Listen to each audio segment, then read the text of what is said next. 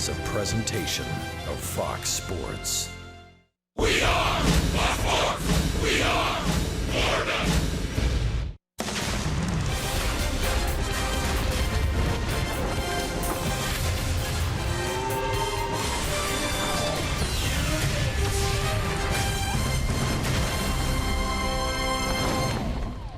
Citi Field, where tonight Marlins and Mets go back at it after a really tough one for the Fish last night. The Mets came from behind for a win, 7-1. Marlins had the lead, and it disappeared quickly. Tonight, no, that's not Noah Syndergaard or his buddies. It is Noah Syndergaard hat hair night. The disabled Mets starter is here to see all of his fans and all of their hair. The loss last night costly for the Marlins in the East. The Fish now 12-16. The Mets improved to 13-15. The Mets are hot right now, and obviously the Marlins, having dropped 8 of 10, are struggling. Rich Waltz along with Todd Hollandsworth. And last night, a really tough one. How do you recover from a 7-1 lead and when you blow it late as a ball club? Well, you forget fast. It's exactly what you do. You get back to the hotel last night, occupy your time, look at the positives, take them away. Yeah, it ends up being a bad loss. You come back today, hopefully with more conviction and ready to play. I always believed that more energy was the key ingredient for a bad loss. Always thinking extra base, always thinking on the game, early runs, early offense. You got to get right back in there, or the story seems to extend itself. And I think that's the fear that you have, is that the Marlins don't come out and they come out flat, and things don't move their way. So if you were to pick one guy that has the most energy for Miami, my guess is it would be Marcell Ozuna. Oh, I love the energy that he's been putting out there on the field. And that's the one impressive thing that he's done this year, has been playing with that energy. Hopefully everybody really starts to feed off of it, swinging the bat so well right now on everything. The one thing I love all season long, hasn't changed his approach to the plate. Remember, he was hot to start, got a little cold, and now he's heating up again. And certainly it's been a great week for him as well. Not only here in New York, but in St. Pete. And of course, that one off the wild card banner, 466 feet. Now to the pitching portion of our telecast. Odrisamer Despaigne, please welcome him to the show and welcome him to New York. In New Orleans, he's pitched in the big leagues. What do you got? Well, Despaigne, you're going to see a variety of arm angles tonight. You're going to see a good fastball. You're also going to see a cutter to go along with it and a changeup. Again, you want to see him be aggressive tonight. You see those 13 walks. Those stand out to me. He's got to throw strikes. Now, Robert Gazelman, Marlins have seen him twice. They need to jump on him early. The first inning has been his nemesis this year. In fact, an 18 ERA in that first inning. So everything I said to open up the game today, it plays now. You want to see that offense get rolling early. All right, we are rolling here. Hey, Miguel Rojas is back in the lineup. Why? Well, why not? With the glove and with the bat. He's been terrific. Jessica Blaylock explains when we get back.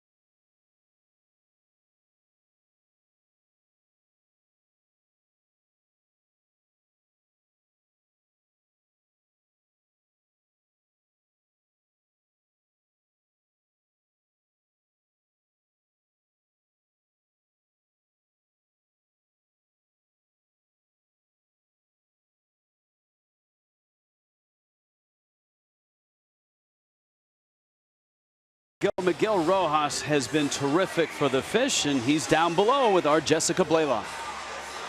Thanks so much, Rich. Miguel, your bat has been hot lately. Frank Menechino says it's when you keep it simple and stay within your approach that you have success. Is that what you've been trying to do with your at-bats? Yeah, be more consistent. I just trying to put a good at-bats together, and if I get a hit, good. But I just trying to put good at-bats, like I said before, and do that every night. Not just a one night and then don't do it for a little bit. Yeah, just do it every night and trying to do it every at-bat. You've always been great defensively. The offense is coming along. You're flexible as far as what positions you can play. Do you feel like you're really turning into a complete player for this ball club? Yeah, that's always going to be my goal. Playing the shortstop, being an everyday shortstop. So I'm working towards that, and I feel like I can do that and I can help the team win. Appreciate the time. Thanks so much, guys. Well, he's in there tonight. The Marlins try to bounce back from a bitter defeat. Odrisamer Despagne, his first start as a Fish. Marlins and Mets coming up.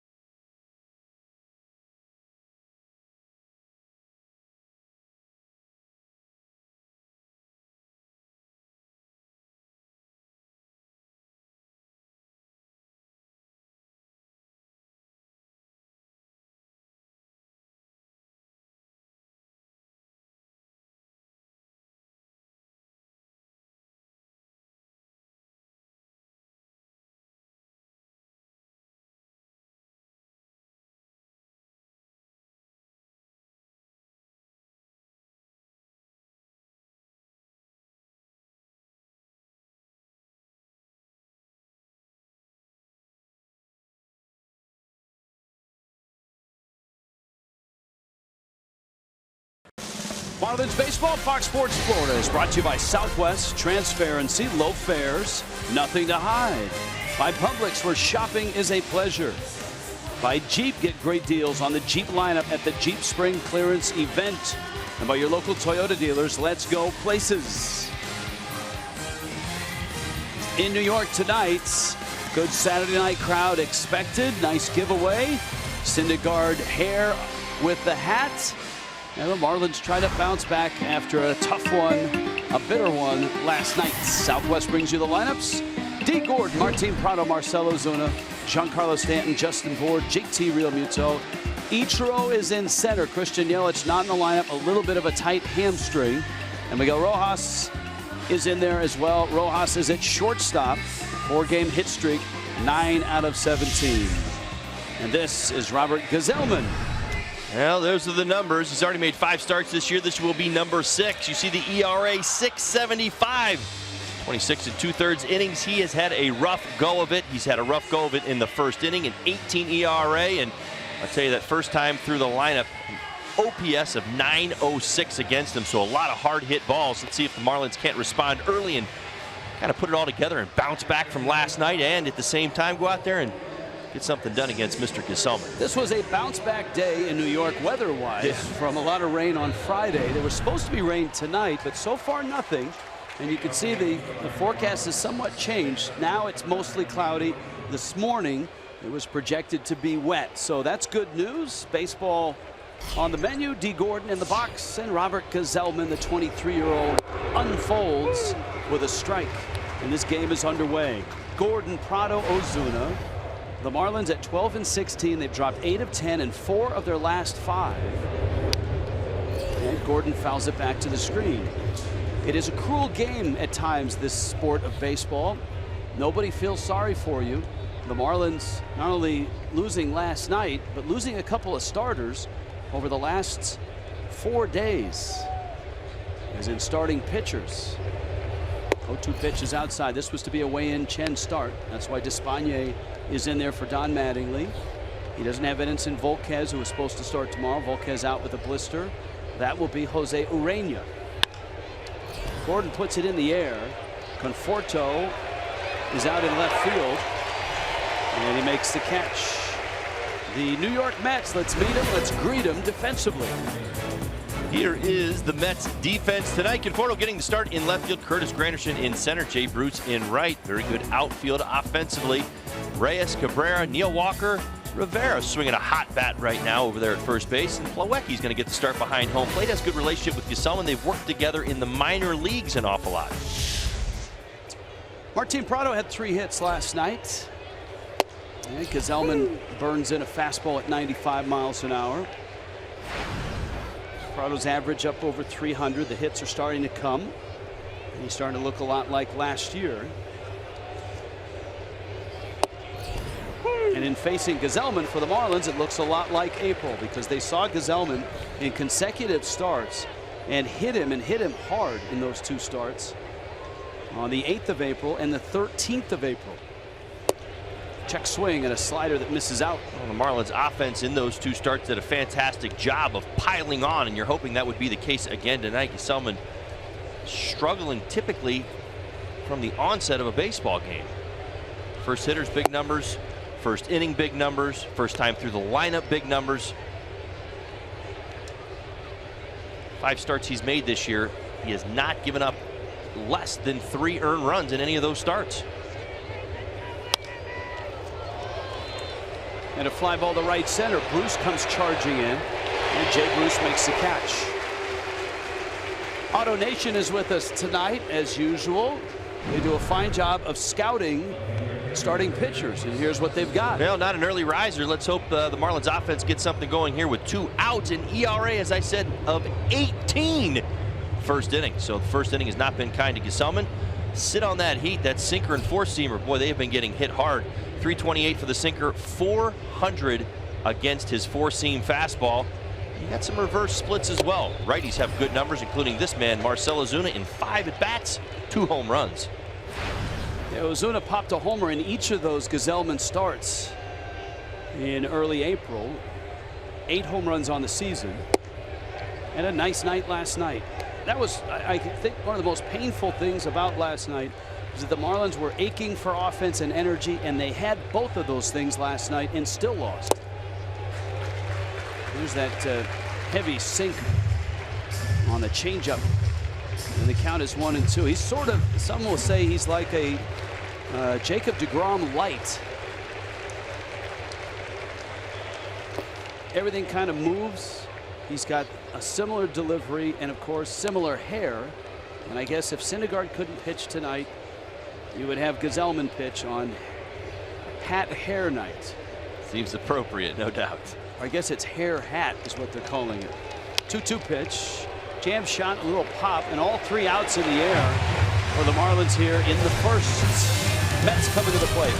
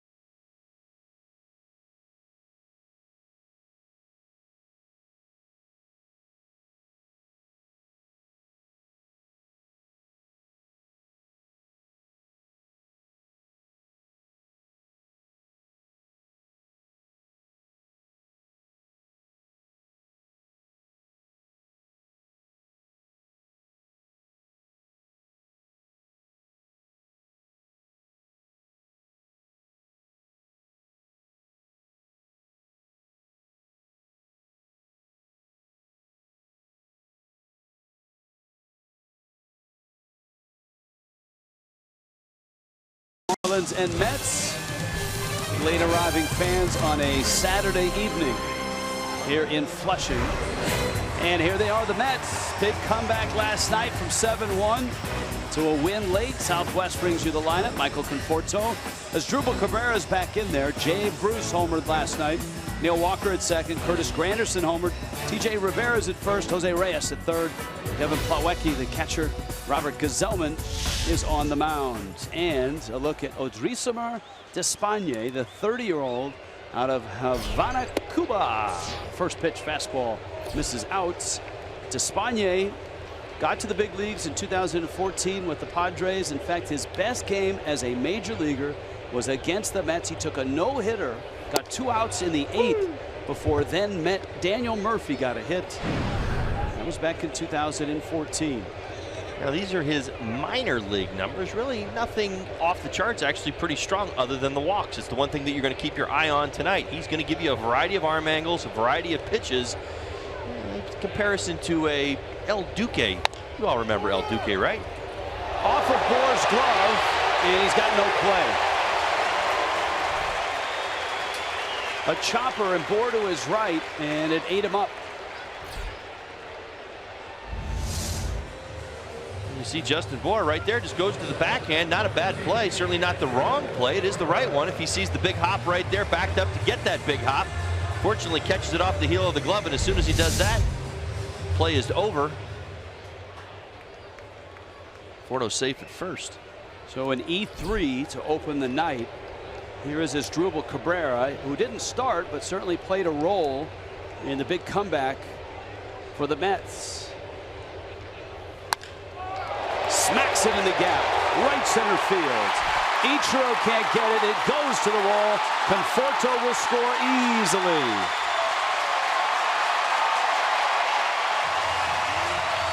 And the Mets, for the 6th consecutive game, have a first inning run, and that's how hot they have been. Well, it seems like the Mets are all walking to the plate ready to hit. Cabrera didn't get the start last night. Jumps on the first pitch he sees tonight. Lines it into the right center field gap. Fastball right there. 1-0 Mets.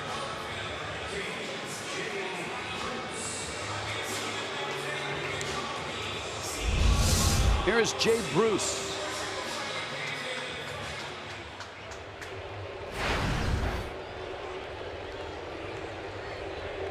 Bruce digs in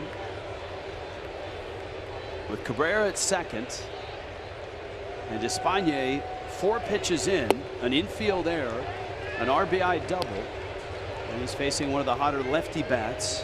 Now, Bruce didn't homer last night. It was TJ Rivera out of the 2 spot. And of course, Granderson socked one in the 4th. But Bruce, there's a 1-0. Bruce had a big at bat in the 4th inning. The Marlins had just scored 6 runs and had a 7-1 lead. And Tom Kohler hit Bruce with a fastball in the back. And all of a sudden, the Mets had a little bit of a spark. Granderson would homer 2 batters later. Center field, that's well hit. Ichiro's not going to get it. Up against the wall, has it, and the Mets are up 2-0. 2 balls hit very hard in that gap in right center.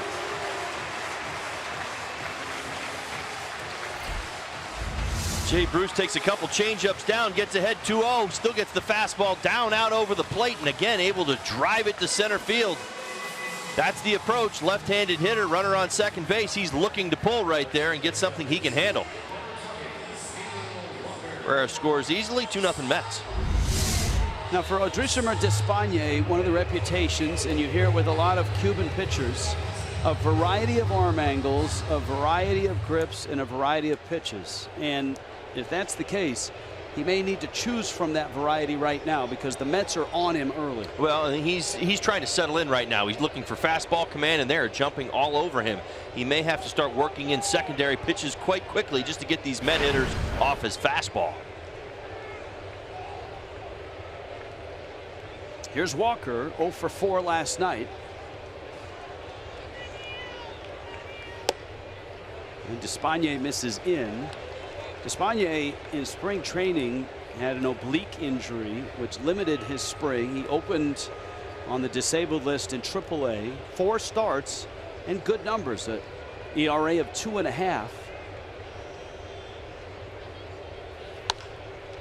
But not a lot of pitches in those starts because obviously coming off the disabled list, he was being ramped back up. So Juan Nieves and Don Mattingly do not expect him to get to triple digits up to 100 or 110.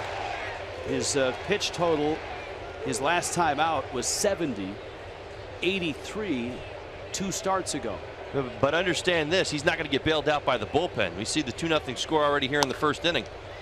Changeup rolled to Bohr, and he flips Despaigne's at first. It's up to Despaigne to make the adjustments inside this ball game. Those 80, 90 pitches that he's going to throw tonight, the Marlins have to get that out of him because they cannot find themselves in that bullpen in the 2nd or 3rd inning. By the way, that error by Justin Bohr is his first of the season and only the 3rd by Miami's infield.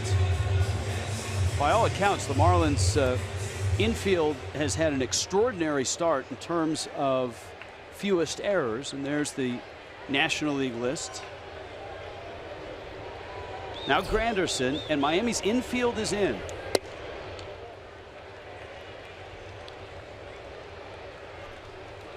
With 3 on that right side. Prado still over even at the bag at 3rd. Granderson homered last night, but hasn't hit much at all for a while. He's been struggling to really shift into gear. Hasn't been able to find his rhythm at the plate. It's to the point where things could change when Cespedes comes back off the disabled list. Even with the home run last night, he's 6 for his last 57. There's Despaigne with a breaking ball for a strike. A big pitch right there for Despaigne as he starts to settle in and start using those secondary pitches. Now remember, he's going to be at his best tonight when you see a lot of ground balls. He's not a strikeout pitcher, but he gets a ton of ground balls when he's going good.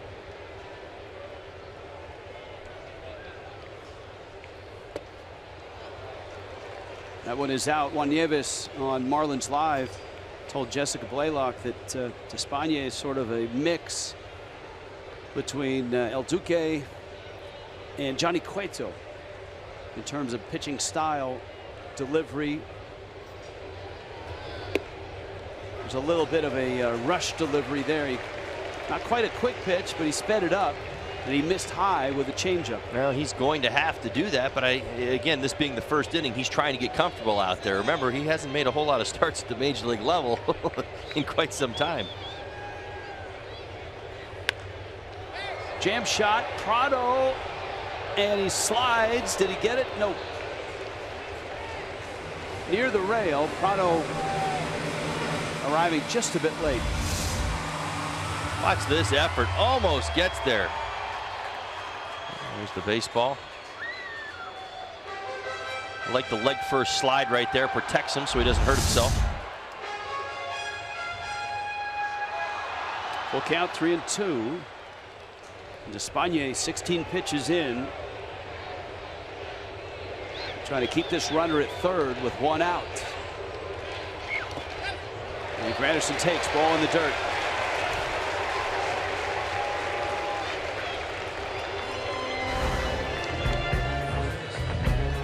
Here is your Marlins defense tonight. Ozuna, Ichiro in center field, and Giancarlo Stanton in right. Prado, Rojas, Gordon, and Bohr. Muto will be behind the plate. Drismer Despaigne is on the mound. TJ Rivera now, and in the absence of some of the thunder that's on the disabled list for the Mets, they got a nice boost from Rivera, who had an early home run and then a late enormous hit in that comeback for the Mets. 2 big hits last night and a .407 batting average over his last 7 ball games. He's actually looking like a hard-hitting first baseman right now. Usually that's reserved for Lucas Duda, but of course more than capably filling in. Yeah, Duda on the disabled list with an elbow, Cespedes with a hamstring, Travis d'Arnaud with a wrist injury, and that hits Rivera. And so now the bags are loaded with 1 out. And a messy inning gets a little messier here for Despaigne. Still he has a chance with a ground ball to get out of it. Tough guy to double up in Reyes. You're going to force at any base. He can get that big ground ball right here. Keep the damage to a minimum here in the first inning. Reyes after a breaking ball. And it's 0-1. Second season back with the Mets, and of course 9 years to start his career as a Met. And just a ton of accolades, from batting titles to stolen base titles to 4 All-Star games. Reyes pulls it.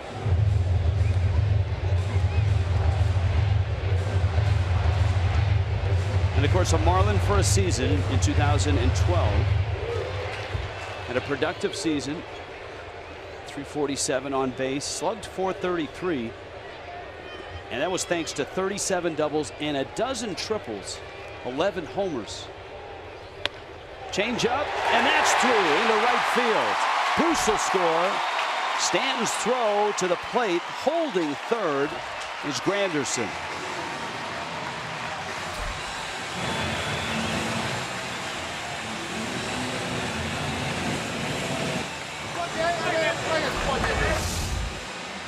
Despaigne able to make his pitch. That's the cutter, jams him, but just enough to get by Justin Bour over there at first base, who's playing almost even with the base runner.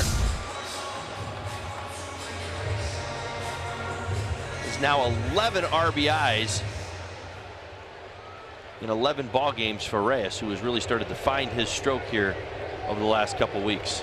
Kevin Plawecki gets the start at catcher. Bags are loaded, 1 out, and Despaigne with a strike. And as Todd mentioned, the Marlins really don't have a long man set up in the bullpen, because that long man starts tomorrow, right, in place of Edinson Volquez. And so they need Despaigne to add some length at least. Center field, Ichiro, and with 1 out, tagging at third is Granderson. He's going to score. And the Mets have chased across 4 first-inning runs.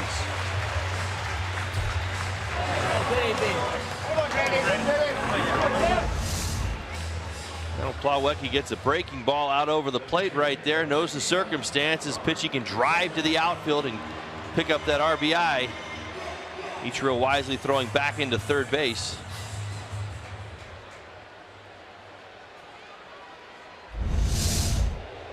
So it's Gazelman now, with runners first and second and 2 outs. And Despaigne throws a strike. So not only 4 runs, but for Despaigne, a pitch count that has him in the mid-20s.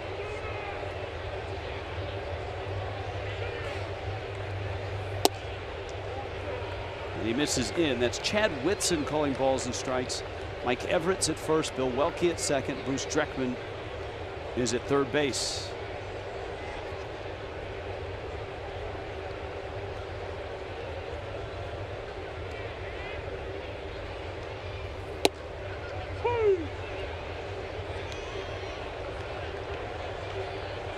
Zellman, one of the younger starters in this division, 23 years old.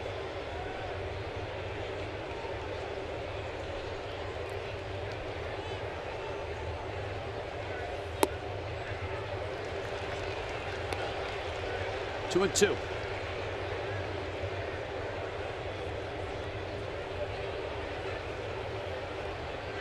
Pitch number 29 coming.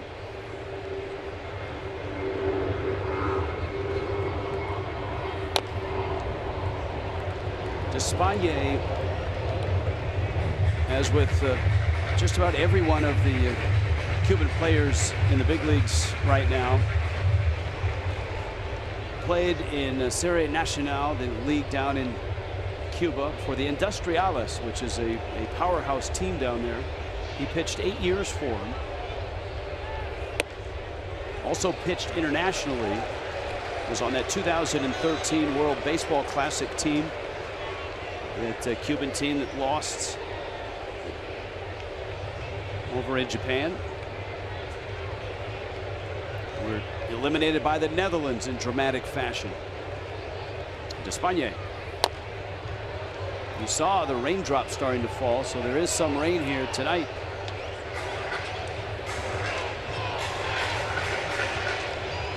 And you know what?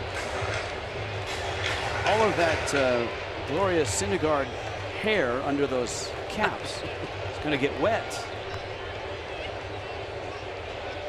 Yeah. That is the first career walk for Gazelman, and it loads the bases. And if there was any doubt as to how much Despagne was struggling before then, the fact that he walked Gazelman and now has to face Conforto with the bags loaded is a pretty good indication. Absolutely, and the Mets have now batted around here in the first inning.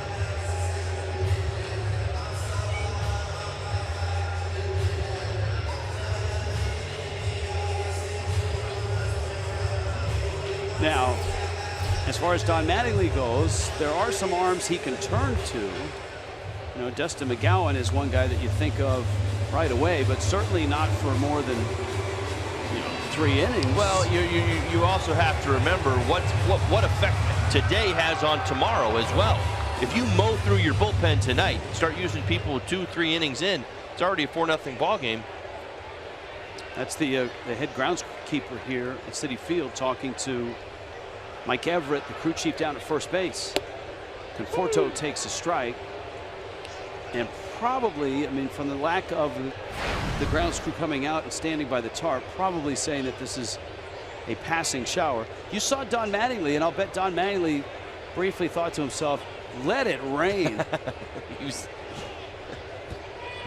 wants a downpour right now. Yeah. Bring it on. Looking for a little sprinkle. Bring it on. He needs the skies to open up a little bit here. Of course, the Mets the other night had a Zach Wheeler start in which rain stopped them with a 3-1 lead in the 4th. And Despagne has fallen behind a dangerous hitter. Conforto, remember, opened the inning on the bouncer that Bohr kicked at first base. But this is start number 18 for Conforto, and he has 7 home runs in those 17 starts. And Despagne is 3-1, and at some point here, whether it's pitch count or amount of runs, the Marlins may have to reluctantly get somebody up in the bullpen.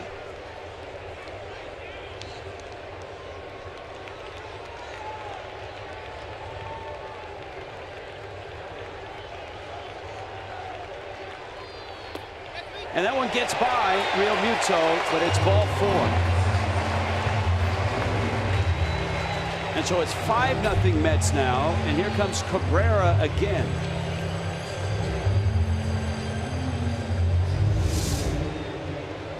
You see how he misses across the plate. See where JT Realmuto's setting up and how that ball actually missed. That command is now becoming an issue with Despagne. He walks in another run. Now the Marlins, and a look there at Juan Nieves, have a list of who's worked lately, who's available. Little jam shot. Rojas comes to get it and makes the catch in a long first inning for the Fish, as the Mets put 5 up on the scoreboard.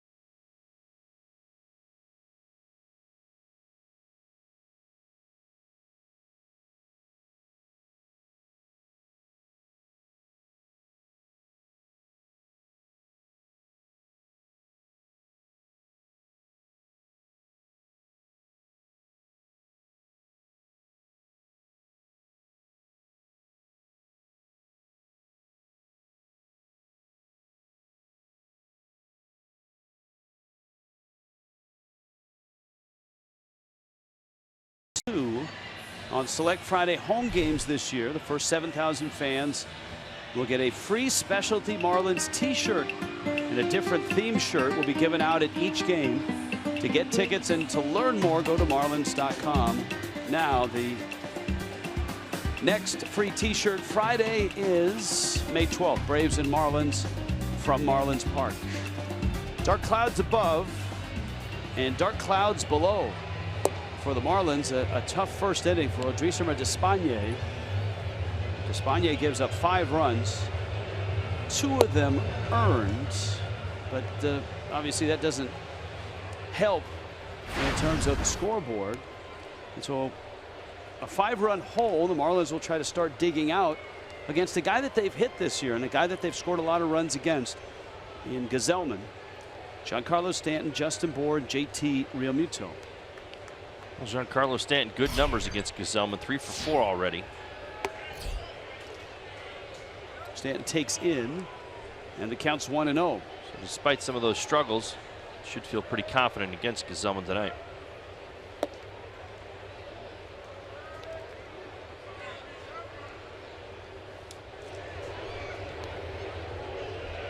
Gazelman against the Marlins, 11 total runs against in 2 starts. However, a scoring change made 4 of those runs unearned. That was about 2 weeks after the game on a Miguel Rojas hit. But that's a lot of runs in the 2 starts. Marlins beat him 8-1. And remember, he started the game down in Miami, which went 16 innings. Stanton drives it right center field, hits it well. Back goes Bruce, looking up, and it's gone into Miami's bullpen. His 18th home run at Citi Field, most by any opponent since this ballpark opened. And Giancarlo Stanton gets one of those runs back in a hurry. Gets one of those runs back, but gets that sweet swing back in a hurry. And a double the other way last night. Heading the count here, and a hitter's count. Gets a fastball out over the plate. Lets that power work for him. Power to all fields. Goes right center field. No doubter. Had to feel good for Giancarlo Stanton right there, who's been struggling just a bit coming into this weekend. Justin Bour rips one foul.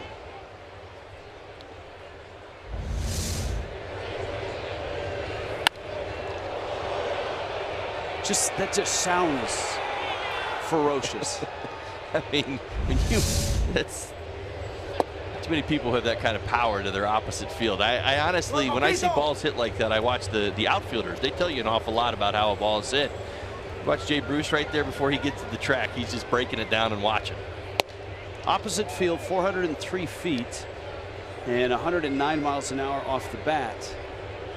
Well, Miami, look, Miami watched the Mets come roaring back from a 7-1 deficit to win the game last night 8-7. So nothing's impossible, and there's plenty of baseball ahead. Obviously, a few things have to change. Number one, the Marlins need to get it together on the mounds. Bour with a 3-2 pitch coming, and he swings at ball 4.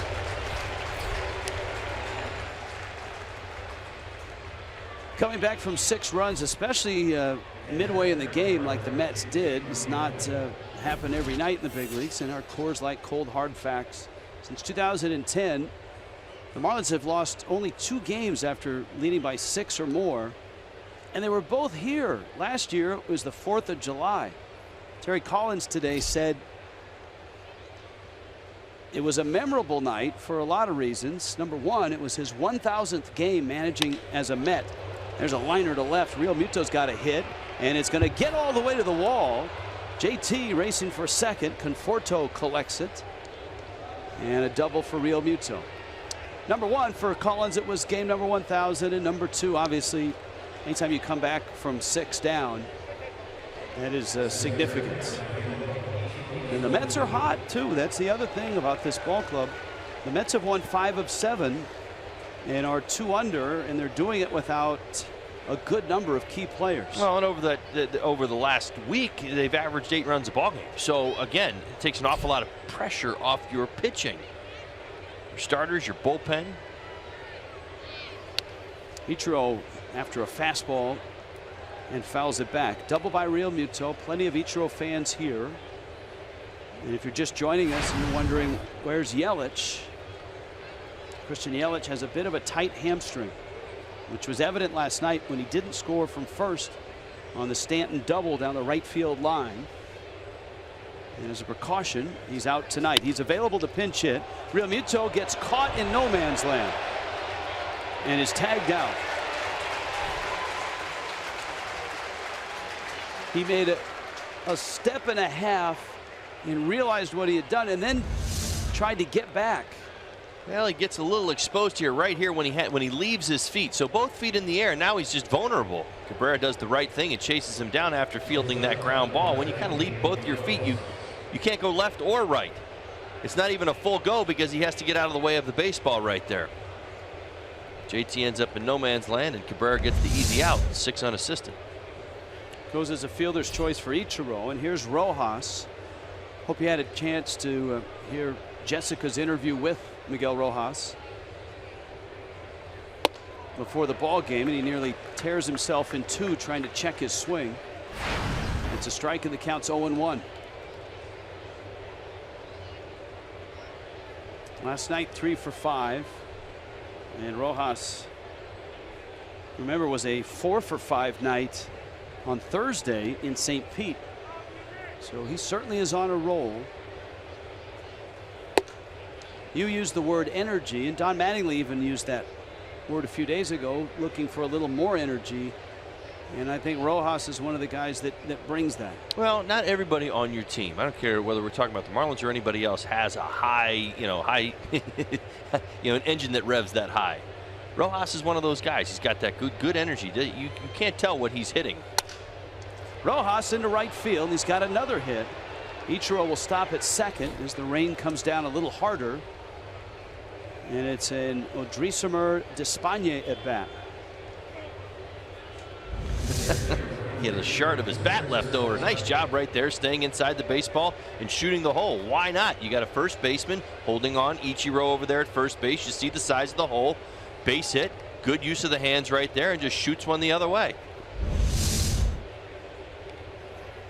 One of the most impressive things that Rojas has continued to do this year is really use his hands at the dish. You see how good he is defensively. Nobody's doubted that about him throughout his career. He's been one of the best defenders. A lot of people just waiting on his bat to play so he can play more.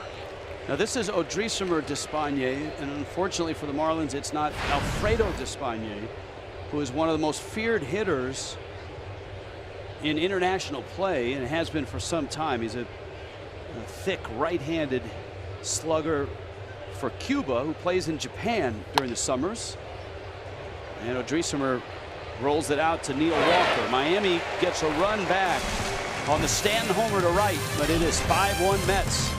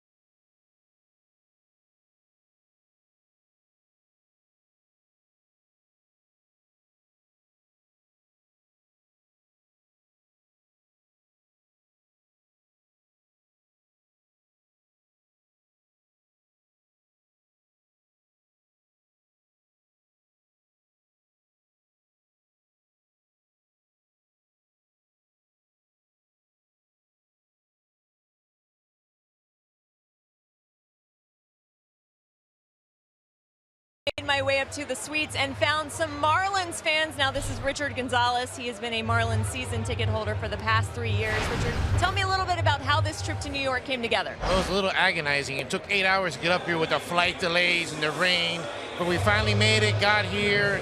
Went out with the Guy Furries for lunch, the top of the rocks, enjoying the New York City life. Now, you're a member of the Fish Family Rewards program. Tell me a little bit about that program and some of the benefits. Well, they give you some points for every time you spend money with the Marlins. You get to get autographed memorabilia, get to do this trip, and enjoy, get to meet other Marlin fans. And how cool was it to be able to see a Giancarlo Stanton home run? Oh, a laser beam. It was a rocket last year, man. It was a great shot. At least to get some runs back. Yeah, exactly. You know what? Just chip away. Just chip away. Exactly. Chip away. All right, well, enjoy the time here. Enjoy the trip to New York. And thanks for coming out and supporting the Marlins. Guys? All right, thank you, Jess. The Fish Family Loyalty Program. There's Jay Bruce, Neil Walker, Curtis Granderson. The Mets ambushed Despaigne in the first. 11 men came to the plate. 5 of them scored. 3 walks and a hit batter obviously did not help.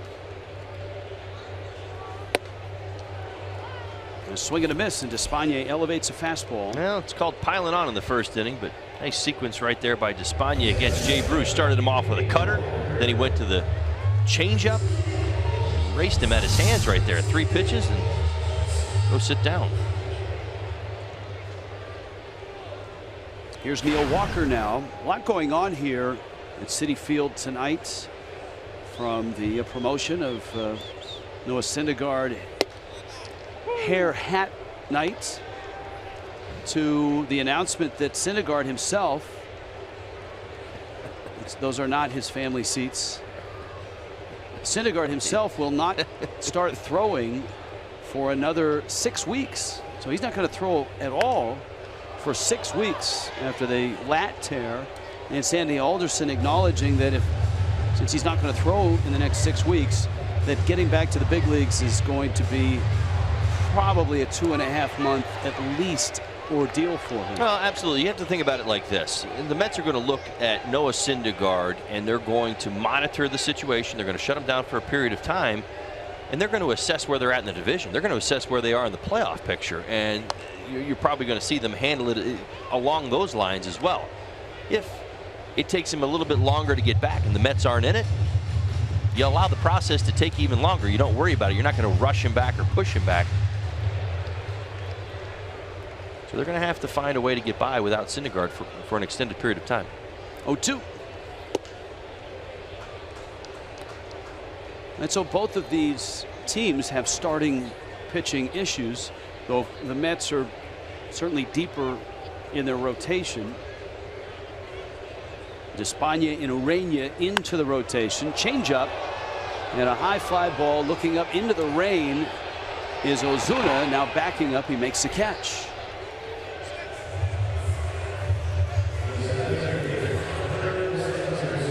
Here is Granderson now. Much better start to this second inning than what we witnessed in the first. Despaigne getting into a rhythm, using all of his pitches, and good sequencing going on so far against a couple of tough hitters here in the middle of this Mets lineup to start the second. Granderson walked in the first. Despaigne with a breaking ball missed.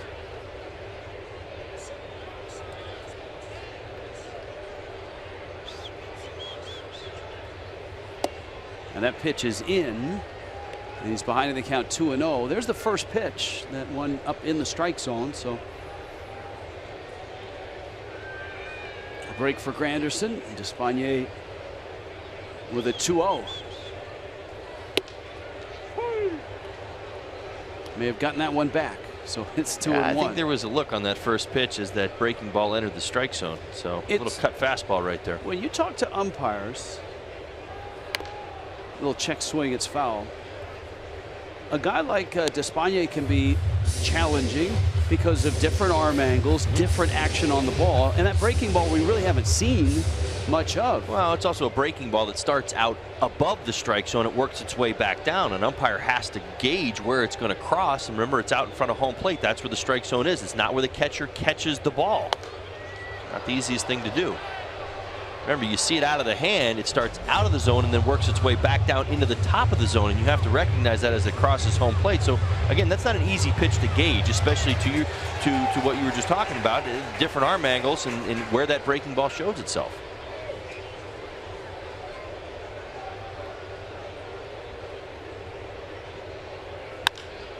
For Anderson, a liner. Ichiro in there, and he makes the catch. And so a bounce back inning for Despaigne. 5-1 Mets here on a soggy night in Flushing.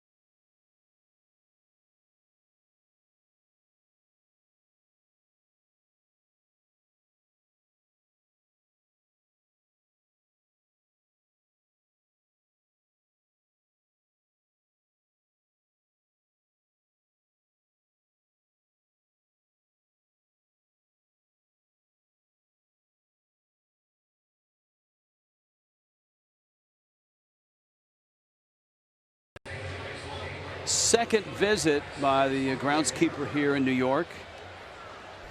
And the umpiring group, actually a trio there.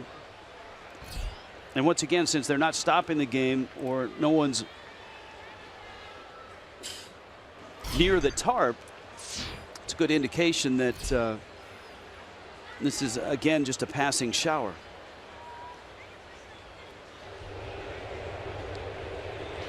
D. Gordon. And a breaking ball from Robert Gazelman for a strike. Martin Prado, Marcell Ozuna. Miami has 3 hits and 1 run. The Mets have 3 hits and 5 runs. And Gordon lifts it out of play. And when you hear that, you think, well, one of those Mets hits must have been a home run, maybe a grand slam. The Mets don't have a home run. They have 2 doubles and a single. But 3 Despaigne walks and a hit batter and an error by Justin Bour added up, and it's 5. And it's Miami that has the home run. Yep. It's a Giancarlo Stanton bolt to right center. Well, they built an inning. You go back a couple nights. The Mets win in Atlanta. I think they scored 16 runs. They didn't actually hit a home run. So the home runs have been there.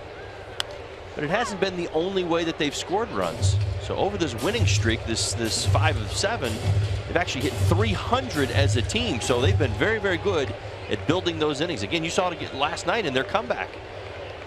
1-2, and it hits Gordon. Hit him up in the elbow, and he's on his way down to first.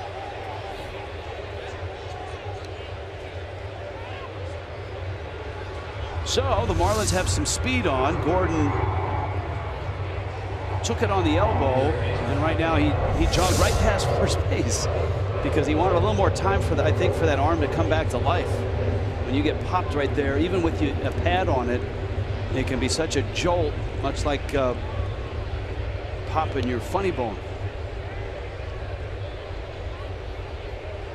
But the Marlins will take it. Remember, it was a hit batsman last night that started the Mets on their comeback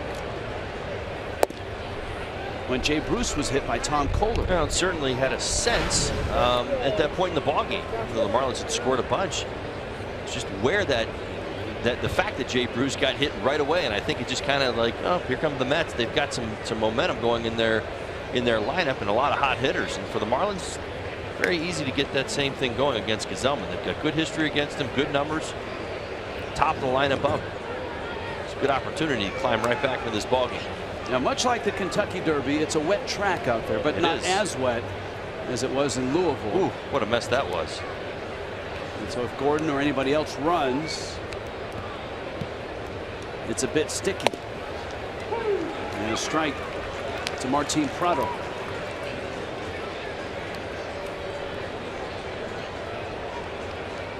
What's the toughest thing about hitting in the rain? The grip on your bat, because if you're a pine tar guy, it becomes ineffective. It actually just becomes more slippery. It's not sticky any longer. And the Moda stick, the grip stick, doesn't seem to work as well. Prado up the middle, Cabrera to the bag, and that's a double play.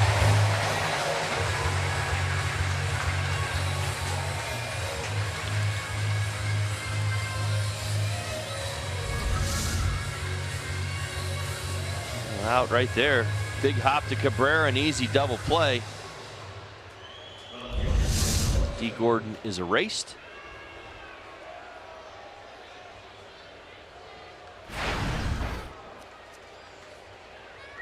And here is Ozuna. Ozuna breaking ball, and he blasts it, but that's going to be foul. But fun to see where it ends up, way up in that restaurant. I think somebody might have got startled up there. I know. Something just landed in my soup. What's going on here?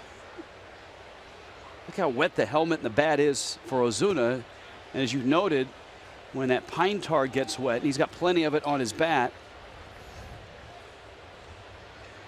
Everything just gets wet, and it's the reality. Remember, the batting gloves are made out of leather, so when wet leather, your hands get more slick.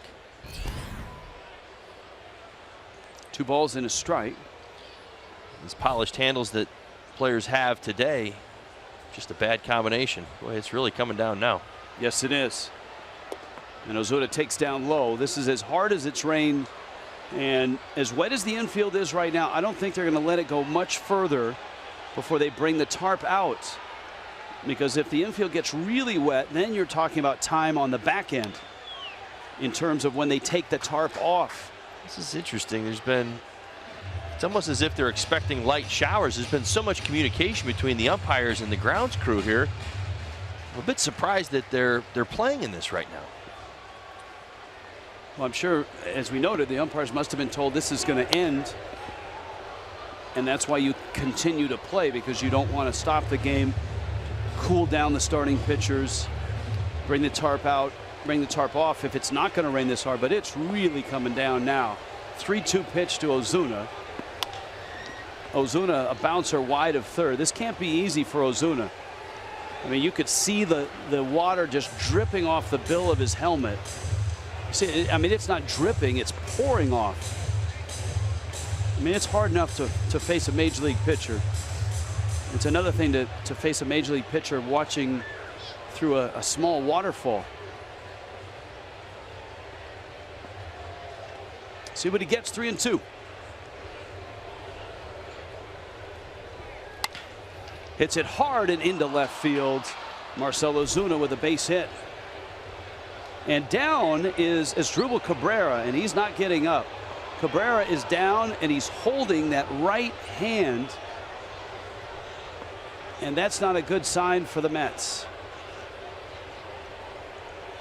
Cabrera made a dive, and whether he's stuck in the dirt or the mud, I'm not sure.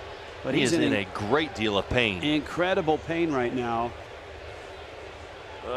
Did he jam his thumb? Maybe dislocated his thumb? I can't tell. Well, now it's definitely the left arm. Is it a shoulder?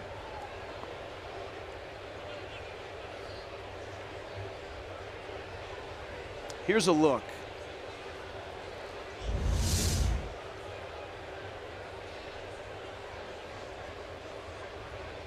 Oh, he rolled over that left wrist.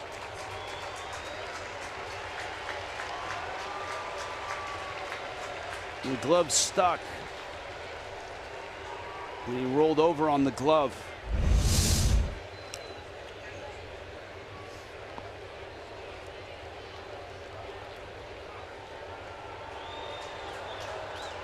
So it is the left wrist or hand. I think he's squeezing that thumb right there. He's trying to get the pain out of there. When we were kids, whenever something would hurt, we'd always grab it real hard and try to, almost squeeze that pain out. And you see he's doing the same thing right there. I'd be surprised if it's a thumb injury right there. See how he's squeezing between his thumb and his index finger right there. Did that work?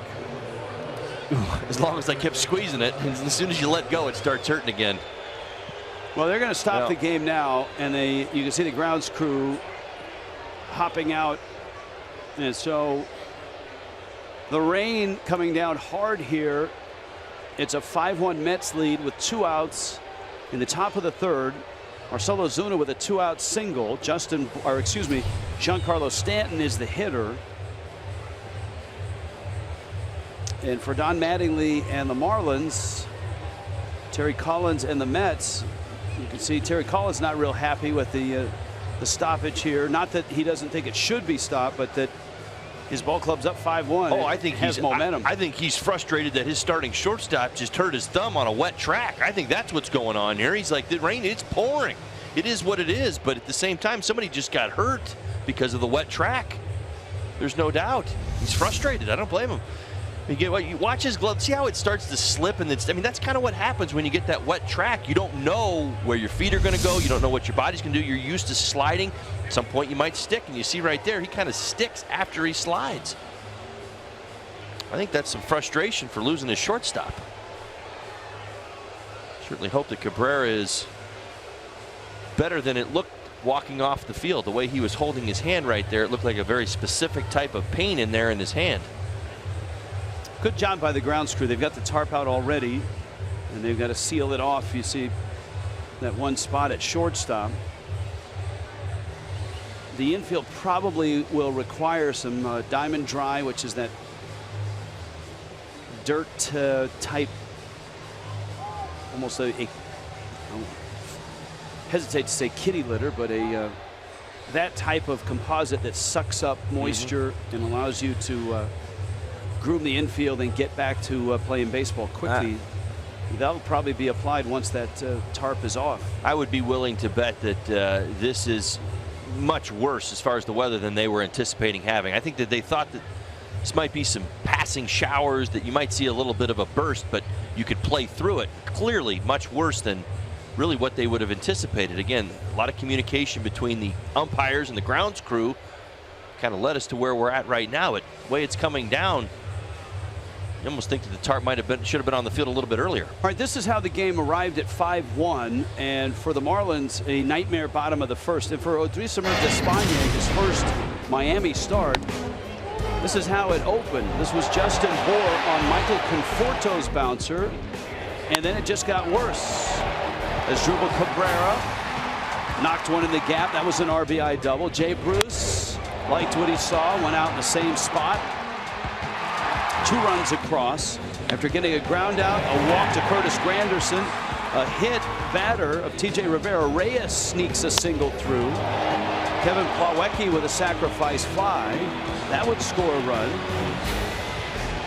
Despaigne as well would walk the pitcher, Robert Gazelman, and then following would walk Conforto to knock in another run. And that's how the Mets got their 5 runs. Giancarlo Stanton a solo homer in the second for the Fish. So 5-1, Mets on top. Craig Minervini, Preston Wilson back in the studio will join us shortly.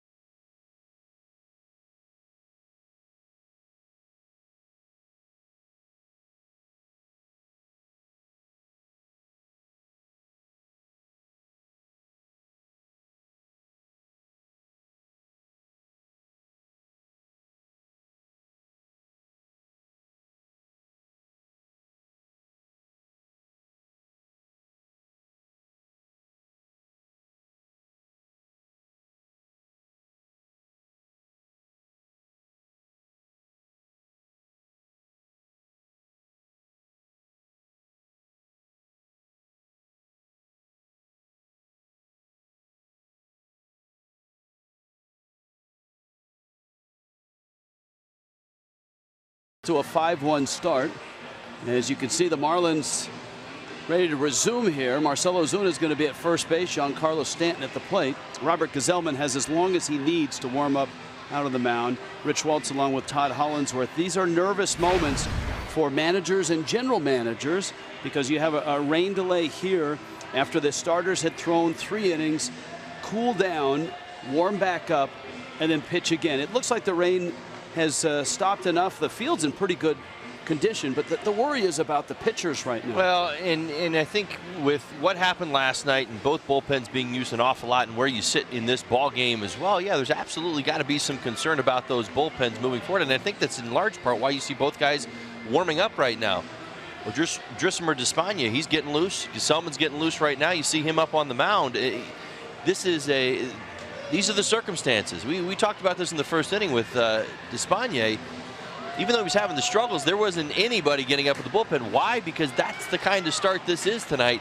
You can't go plowing through your bullpen. It's, you're kind of chasing your tail right now. Here's how we arrived at this score of 5-1. It was a quick start. There's a look. In the 3rd inning, there's the dive by Asdrubal Cabrera. That's the injury to Cabrera. And it's a left thumb on the glove hand that they're looking at, and he's being examined. If we get any word, we will let you know. Marcell Ozuna will be at first base. And the Marlins have Giancarlo Stanton at the plate.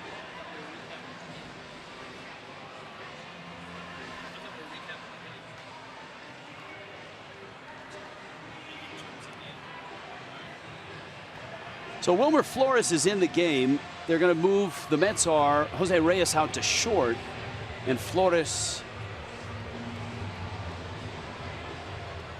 out at 3rd. And here comes Stanton, and he resumes his spot in the box. So we'll give you an update when we can on Asdrubal Cabrera.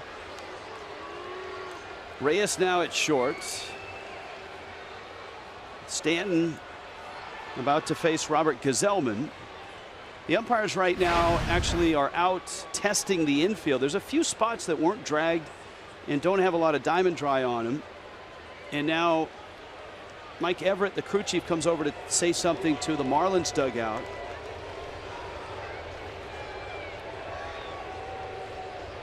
Tim Wallach and Mike Pagliarulo watching on, and here we go, and we'll see what kind of effect this delay, a 39-minute delay, has on Gsellman, and then in turn Despaigne. Stanton homered to right center, and he shoots that one foul into the seats, and it's 0-1. He had a fastball 403 feet to right center, and that's the only offense for the Fish so far. Well, that makes him 4 for 5 against Gsellman in his career, so seeing the ball very well.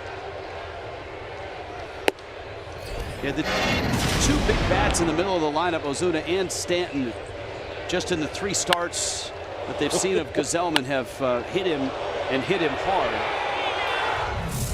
Both have done a nice job staying inside that 2-seam fastball.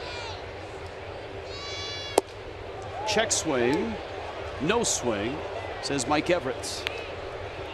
And so Stanton now with 8 homers, and that home run was his 18th here in this ballpark, which is tops among all opponents. That was close on the check swing. Takes a breaking ball, shoots it into right field for a hit. Ozuna on a wet track turns second and navigates his way into 3rd. And Stanton has his 2nd hit. Remember, the Marlins inning started with D. Gordon getting hit by a pitch, but he was erased on a double play ball off the bat of Martin Prado. Well, these have been the eyes and the thoughts of Giancarlo Stanton so far tonight. Go the other way, or even back it up a game and think about last night, the double he hit into that corner. Staying through the baseball right now. He's picked up his 3rd hit of this series. Starting to get some good results once again. Justin Bour struck out back in the 2nd. And I'm sure for Justin Bour, he would love a chance to get the Marlins back closer, certainly because of the error that opened that 1st and opened the door for the Mets to score 5 times. Bour fouls it off. Now, he wasn't the only culprit. Despaigne had awful control. He walked 3 and gave up 3 hits, including a couple of RBI doubles. Well, there's a good opportunity. 8 RBIs in his last 7 ball games go along with coming into tonight on a batting average above 400. Sprays it out to short. Reyes loads up, fires to first in time, and the Marlins' third is over. Now Despaigne gets to the mound. 5-1 Mets lead.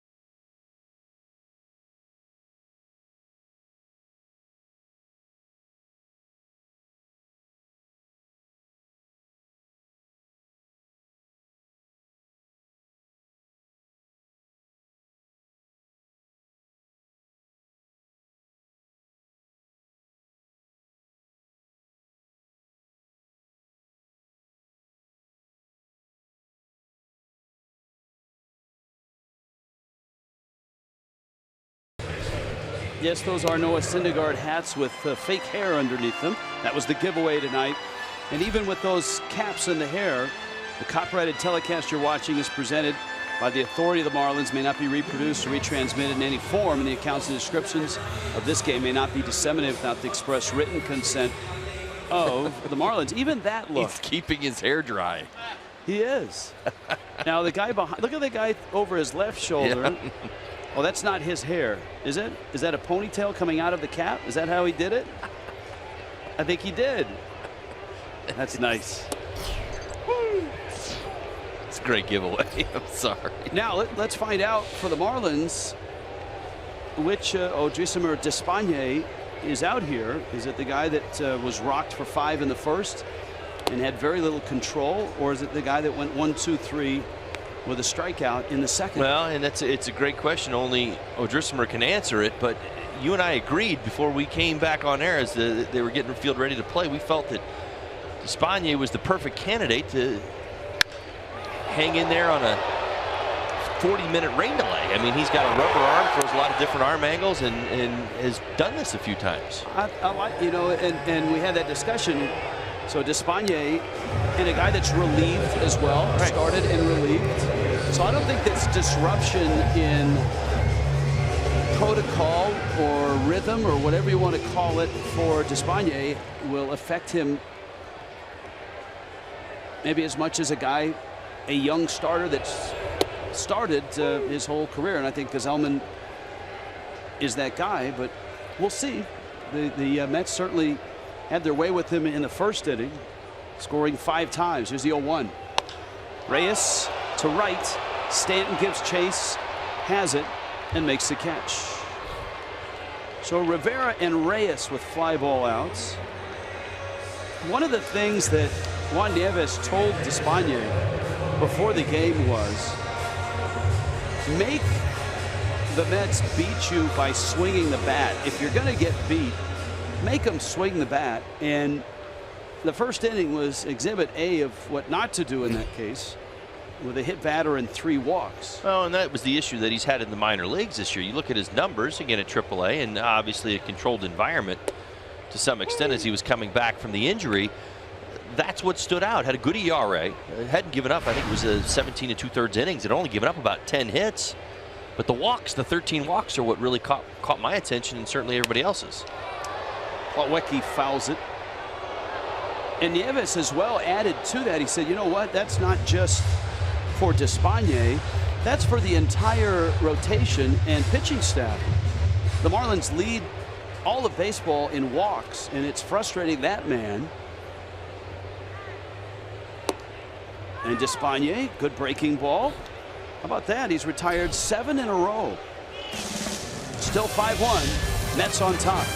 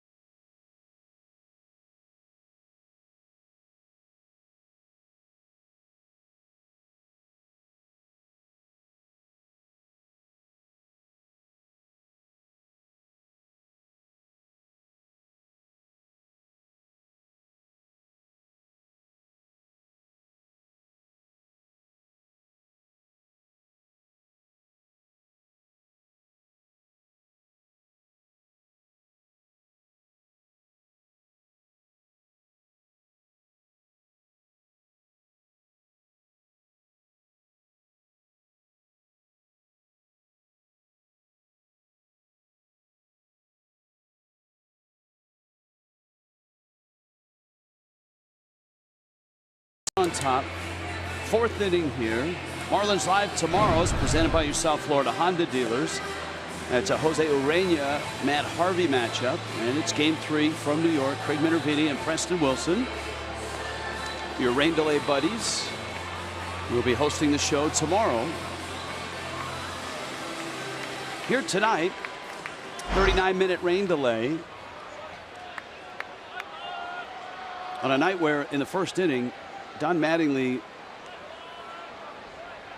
not only didn't look pleased, but also looked a little worried, because with Urena, his long man, pitching tomorrow, Odrisamer Despaigne struggled mightily and at times looked like he wasn't going to get anybody out. But Despaigne has gathered it together, retired 7 in a row. The Marlins still down 4, though, facing Robert Gazelman, the 23-year-old.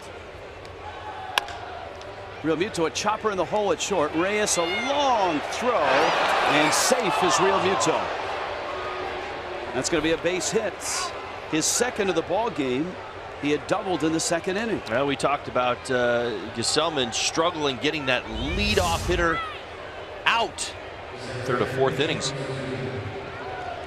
Marlins have been able to get that lead guy on. You see JT Real Muto, as soon as that ball gets past 3rd base, smelling that base hit. We'll just kind of duck underneath it a little bit right there and get this inning started. Ichiro and Miguel Rojas to follow. There's your infield hit numbers.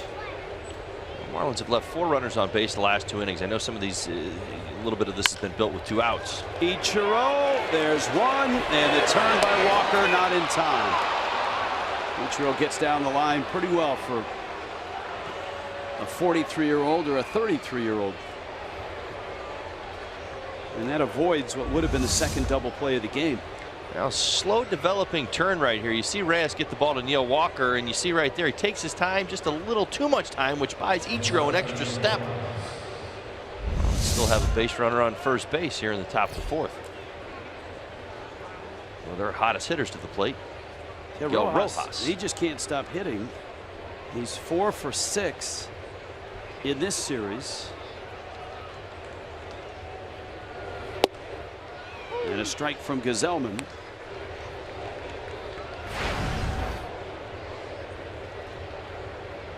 Eight for 13 over his last 3 ball games. And Don Mattingly said before the game that Adeiny Echeverria has done nothing wrong, but that Rojas is swinging it so well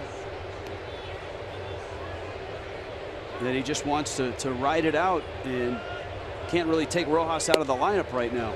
Well, he's doing so many things right. It's not just swing the bat. We think back to a couple of great defensive plays last night. Heads up base running, stealing a base, and then the meaningful and productive at bats. Not just in necessarily run production, but even moving runners along, going the other way, hitting behind runners. His game is really shining right now. 0-2 pitch coming. Breaking ball, little tapper up the first base line. It's fair, and a flip gets Rojas.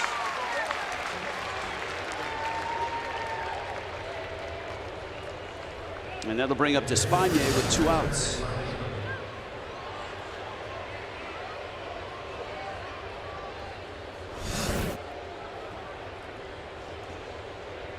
Despaigne bounced to second.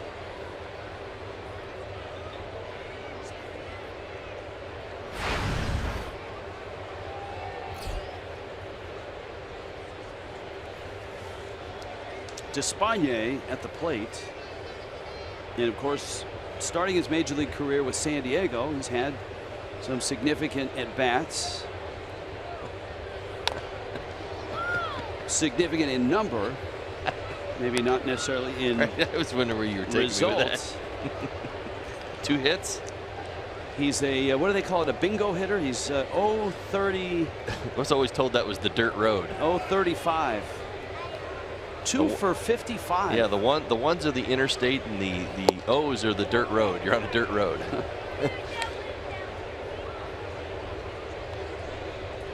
Ball and a strike. Ichiro out at second.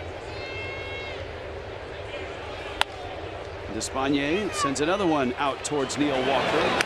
And the Marlins are done here in the 4th. On to the 5th, 5-1. Mets.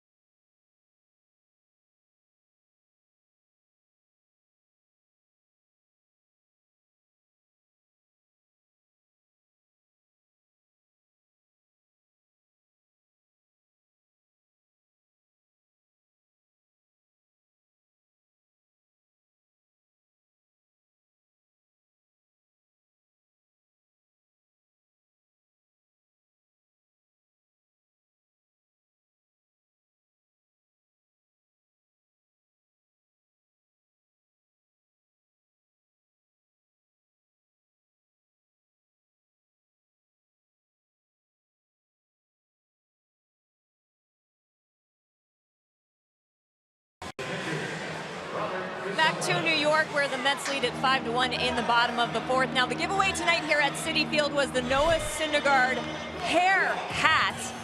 We've been showing great shots of fans with it on, so I decided to track one down just for fun to see how it looks. But I'm looking at it, and what I'm realizing is that the Syndergaard hair looks exactly like my own hair. Take a look at this.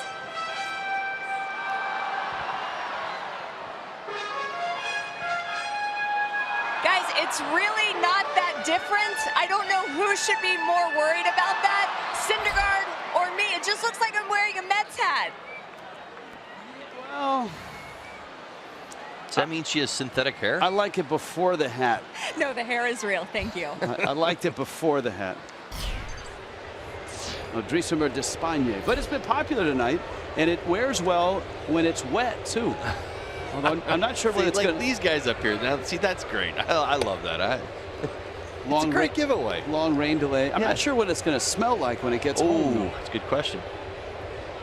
Here's Gazelman, Michael Conforto, and his Dribble Cabrera. And I just imagine that the Mets have got, 4 or 5 more starters in the minor leagues that are growing hair like Gazelman and DeGrom. Oh, I thought it was a mandate. And Syndergaard. Isn't it? If you're going to pitch for us, you got to grow your hair out. That's not right. That's just not right. Don't pick on that guy. There you go. There's the guy. And there's DeGrom. And there's that guy. I like DeGrom's better than Syndergaard's. Why? To be honest with you. I think it's more majestic. It's Thor. It's a superhero. I'm a DeGrom guy. I'm a shortstop. Well, he's an ex-shortstop. But he doesn't. Look at the full body there. He's Thor. Yeah, I don't need a nickname. I'm a DeGrom guy. Thor's a superhero, though. I mean, Gazelman strikes out. Marlins and Braves on the next homestand on a Saturday night. And the all-you-can-eat seats start at just $30. Get a game ticket, unlimited Nathan's hot dogs, popcorn, peanuts, nachos, and Pepsi soft drinks and Aquafina water. Buy your tickets at marlins.com.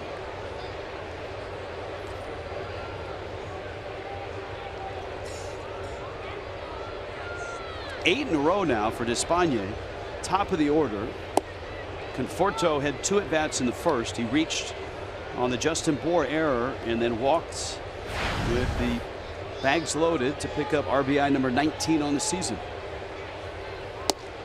Good changeup. And now Despagne seems to be more in rhythm and more in the flow of the game. We talked about the variety of pitches that he's got. And so all of a sudden now we're seeing that. We're seeing more of that changeup, more of the breaking ball. What the Mets did was jump him in the first inning. I go back all the way back to the Carrera base hit, 2 hitters into this game, and he wasn't able to get into a rhythm. He couldn't throw his cutter, couldn't throw his breaking ball, couldn't throw his changeup. He was trying to get ahead of hitters and just get, welcome back. I mean, that was just a rude welcoming, and there's no other way to do it. And sometimes you're forced into a position where you have to use your secondary pitches more quickly. Deep, but hooking and foul. And it's 2-2. Despagne for 8 years in the rotation for the Industriales, the powerhouse in Cuba. And it was in a tournament in the summer of 2013 in Europe that he defected. Ended up in Mexico. 2-2. And then his showcase, which is essentially a tryout in front of all the Major League scouts, was with Aledmus Diaz of the Cardinals. And the Padres were the ones that signed him back in May of 2014.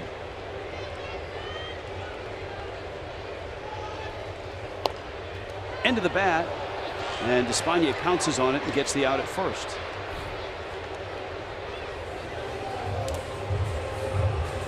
He's really done a nice job settling in and mixing those pitches. You see it right there, even after the long foul ball, unfazed, unrattled, willing to go back to the secondary pitches, and even that changeup right there, and get that weak tapper back to the mound.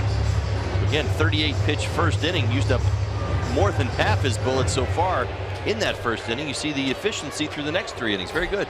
Here's Wilmer Flores. Now, part of the storyline here is the injury to his Dribble Cabrera on a wet surface, diving to his right on a Marcell Ozuna base hit to left. X-rays are negative. MRI tomorrow. That's your injury report for Cabrera. Good work in the truck. And then here's a look. It's hard to watch. It doesn't happen there, but right there, and you could see immediately Cabrera in a tremendous amount of pain. There's the 0-2. And so Flores came in the ballgame. He's playing third base. Reyes has moved out to shortstop.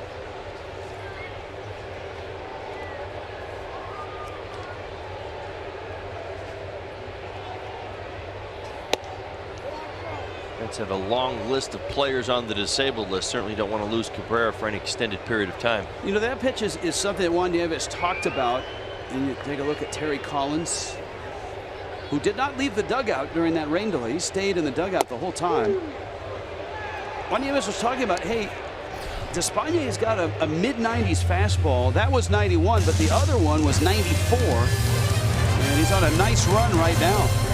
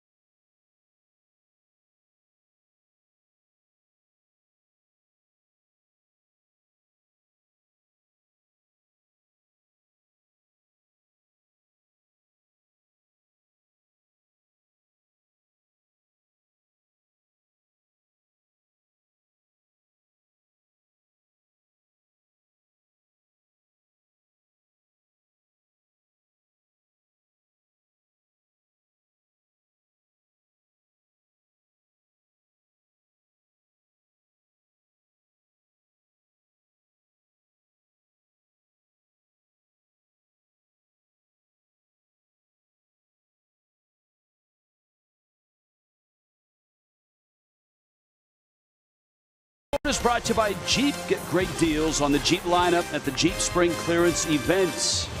By your South Florida Chevy dealers. And by Publix, where shopping is a pleasure. D. Gordon, Robert Gazelman, top 5. Miami down 4. Base hit center field. Gordon is aboard for the second time tonight.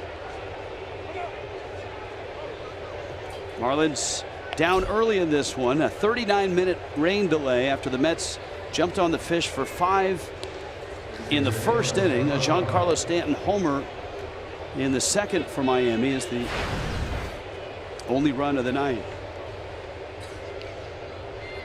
Marlins able to get that leadoff runner on again. 4 of 5 innings now. All right. Only able to turn it into the Stanton home run. Question for you. You're down by 4. Prado's at the plate. Now, last year, Prado led the National League in grounding into double plays, and he did that in the third.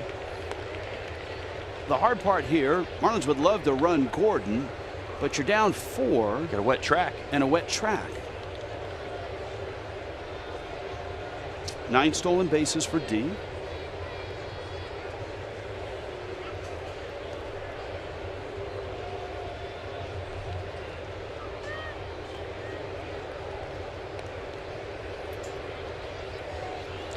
Be a little bit more inclined to put a hit and run on as opposed to even maybe starting D up.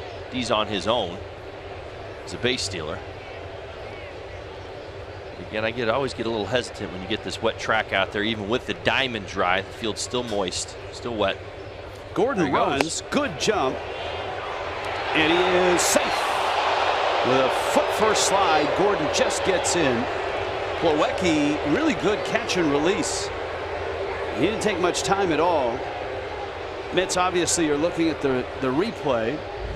He didn't get this one on Plawecki. On Gazelman, though, didn't pay a whole lot of attention to D. Gordon. Got a pretty good jump. That's a close play at second base, but D. Gordon gets in there safely with his 9th stolen base of the season.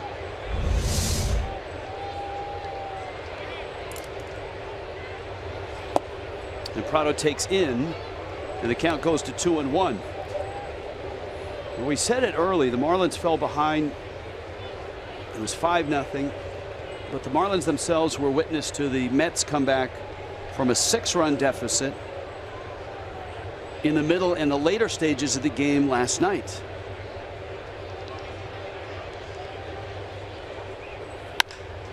Prado sends it right center field. Gordon tags. Over for it is Granderson. And Diaz on his way to third base. A good swing by Prado. And now Ozuna has a chance to knock in a run. And the one thing we said when talking about, hey, look, Mets did it last night. Marlins are down 5. Part of that equation was, but Despaigne has to get it together, or else Despaigne they've got has no chance, and he has. I've really moved it over to the offense at this point of this ball game, where you look at the last couple innings. Left a couple guys on in the second. I know that's on Despaigne. He made the last out there and certainly got it going late. But again, in the third inning, they had a couple more guys on. So those are the things that you start to pick up on when you're trying to come back in a ball game. There's got to be those big hits. A lot of times show them in the middle innings. When we talk about the comebacks and you see the comebacks, like even for the Mets last night, there were a couple of key walks, there were a couple of bases. Yeah, we always gravitate to the one that gets you over the top, but there's always got to be the meaningful ones before it, and that's what the Marlins are missing right now. It's a great stop by Plawecki. Catchers are taught to turn the glove not facing down but facing up, and look how he does this. It's all the way out. Ooh. It's only with the hands though. It doesn't even get the body in front.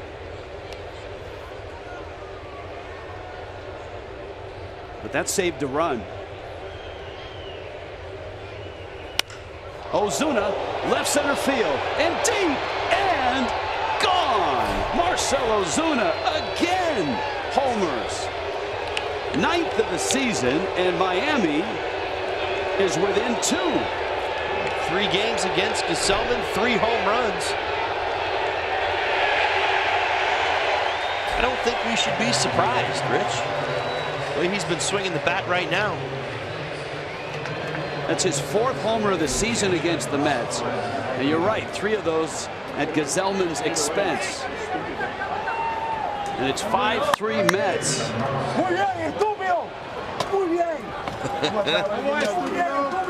There's that energy we've been talking about. They have it back in the Marlins dugout. Stanton fouls it at the plate. See, oh, there you go. There's that fastball out over the plate. He's not missing that pitch right now, and it's amazing. 2 weeks ago he was missing that pitch, and right now he's seeing it out of the hand, front foot down, hands through the zone as quick as possible, turning 93 miles, 94 miles an hour around. So that's an 8-game hit streak. He's got 2 hits tonight. His average in the 8-game hit streak is up around 450. 3 homers in the 8 games. And 9 runs driven in. Stanton 2 for 2, both to the right side.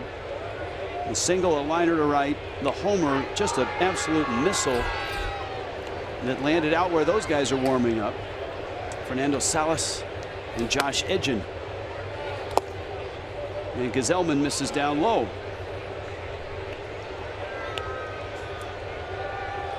Marlins would love to keep the damage coming here against the Mets. I think that's why we saw Terry Collins sitting in the dugout during that whole rain delay. He was anxious about his young starter and wanting to make sure they restarted this game as quickly as possible. Stanton fouls that back. Count stays 3-2.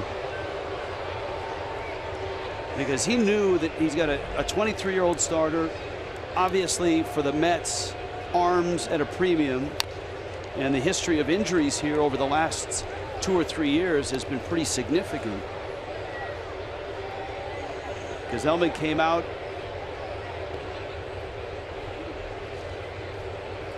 finished off the 3rd, looked good in the 4th, and strikes out Stanton here in the 5th. But a 2-run homer by Ozuna has made it 5-3. Yeah, you see the slider right there. A bit more over the plate. There's Justin Bour now.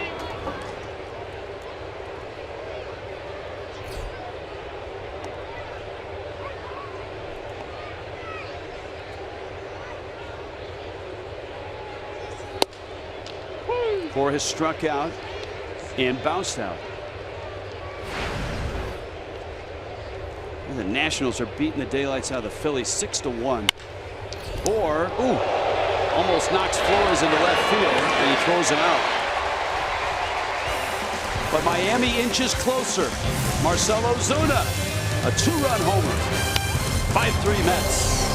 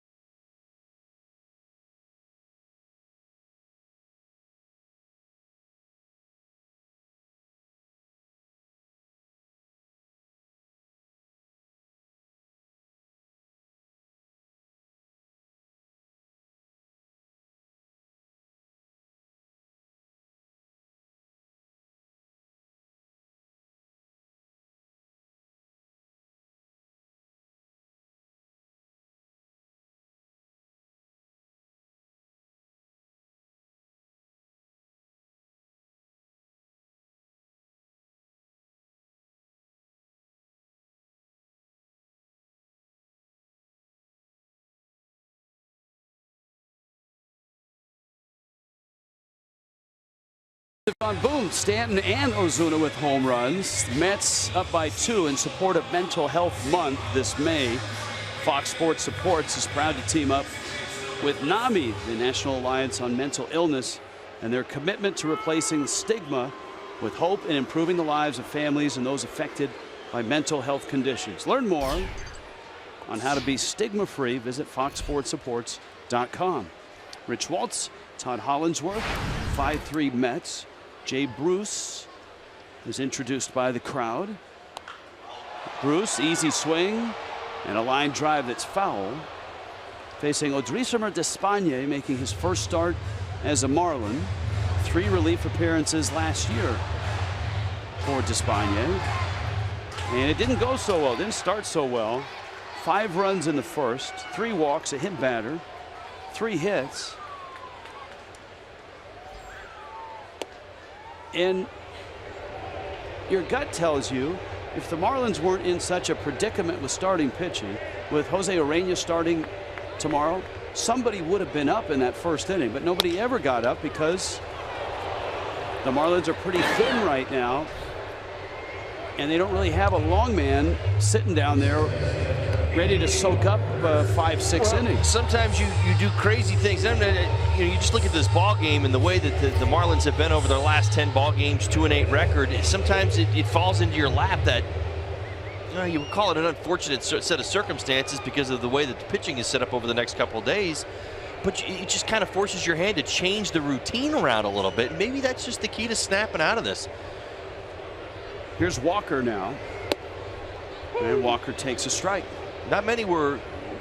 I know I wasn't quite sure if Despaigne was going to make it out of the first inning. I think you were thinking right along with me, as many were, as the Mets were putting together some really great at-bats. He's settled in. He's retired 11 straight. Liner to left. That's hit well. That's deep. And it's over the head of Ozuna. And Neil Walker has a double. Well, 11 of 12. I guess I should have said it either sooner or later. Come on, Neil Walker. Good swing right there. Stays on a fastball and drives it over Ozuna's head out in left field. Walker had one of those weird years last year.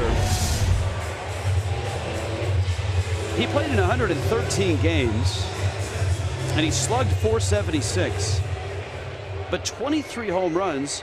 Walker had just 9 doubles last year. That's not easy to do, have 9 doubles and 23 homers, because Walker is usually kind of a gap-to-gap guy with some power.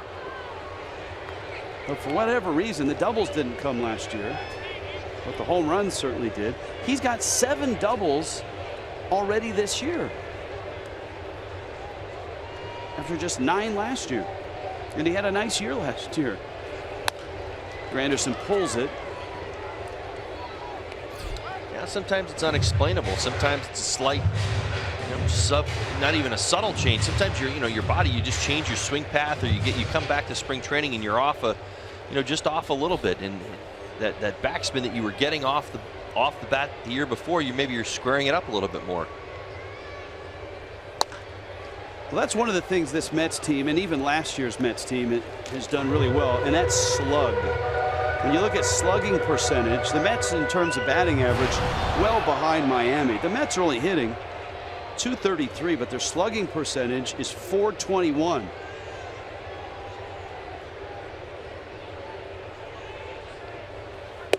And that's a lot of home runs. Mets with 44 home runs. That is 3rd in the National League. And a lot of doubles as well.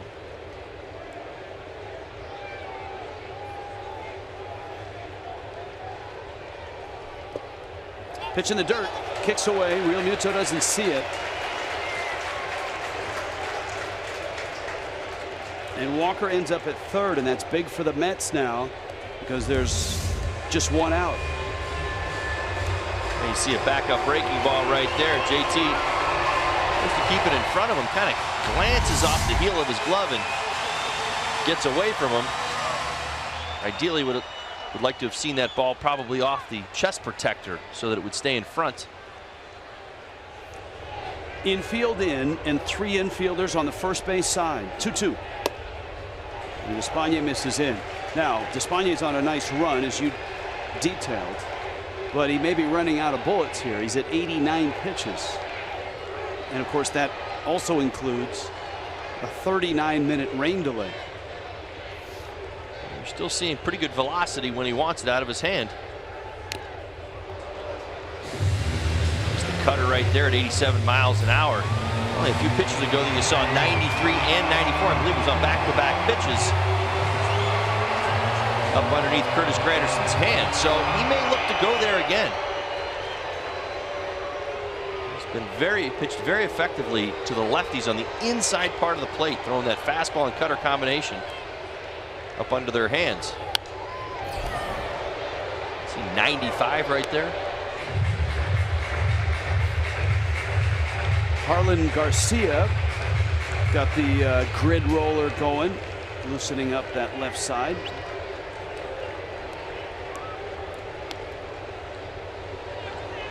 I know you use that extensively before and after your runs. You're playing off my face right now. I couldn't figure out what he was doing.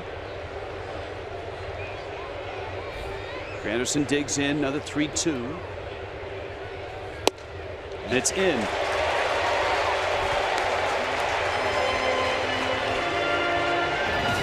Toyota inside look.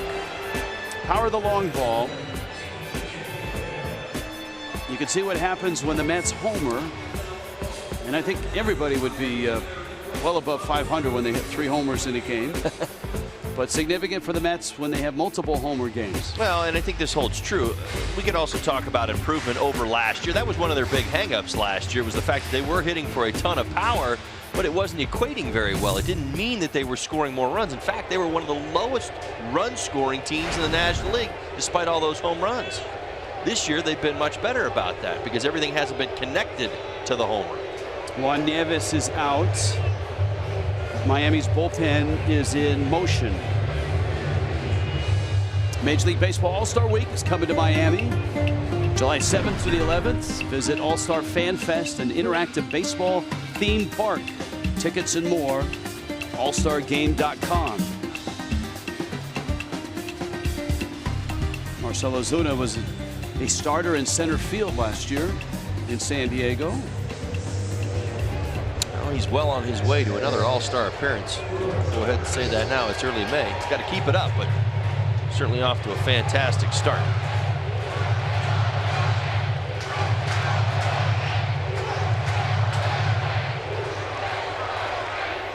TJ Rivera, who really hurt Miami last night with a double and a homer. And it is Dustin McGowan who is throwing. Despaigne in need of a ground ball here. And he misses in.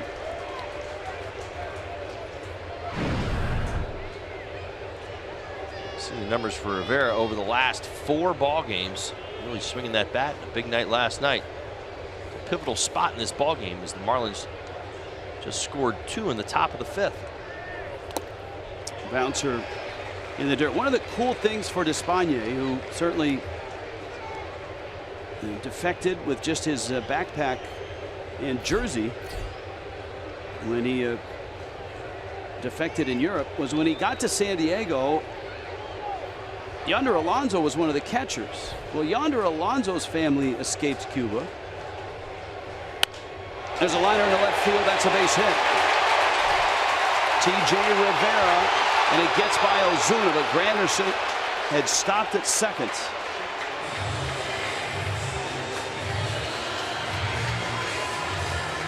And Reyes is the hitter. And TJ Rivera has another big hit. Yeah, gets ahead 2-0. You see the breaking ball hanging up out over the plate. Rivera just puts a good swing on it. Able to drop it into left field for an RBI single. Ozuna comes up on that ball a little bit, but Granderson had already broken it down. Able to get the ball back in. Quick enough to keep runners at first and second. Well, as it turned out, we told you Yonder Alonso, Miami fans know him, University of Miami. His family had escaped. Alonso's father was a catcher in Cuba, and Alonso's father in the Cuban League had caught Despaigne's father. Wow. So their 2 dads had been a battery, one wide of first, had been battery mates in Cuba, and the 2 sons end up in the major leagues with Despaigne pitching to Alonso, just like it happened in Cuba. That's a pretty amazing story.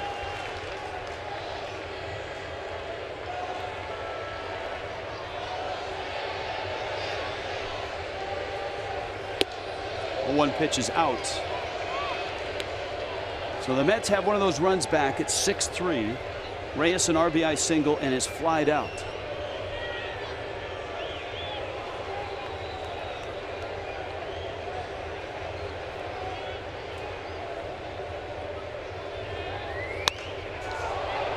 To left. Ozuna towards the line, and he makes the catch. And Despaigne has the second out. Now Despaigne is due up 4th. And so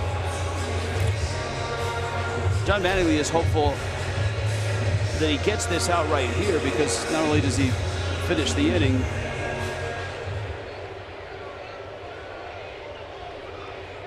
but you don't want to bring Dustin McGowan in and have to have him hit in the middle of an inning.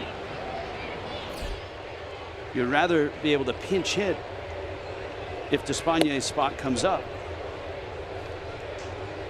And here is Plawecki, who was a sac fly and is struck out.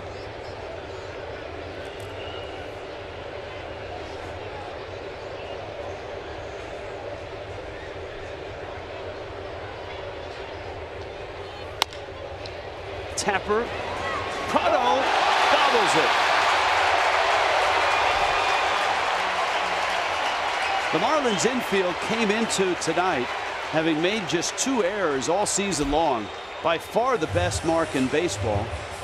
And an error by Justin Bour, and now an error by Martin Prado. Now, and a couple of routine plays right there. Just a big hop. Watch Martin Prado. This one stays down just a little bit, but he gets good leather on it, and unfortunately just kind of pops out of his glove.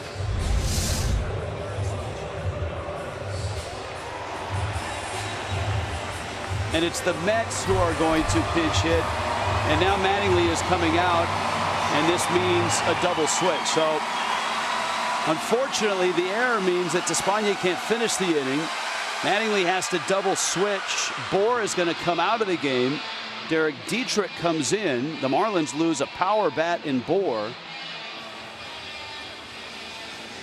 That's the price they pay. 6-3 Mets.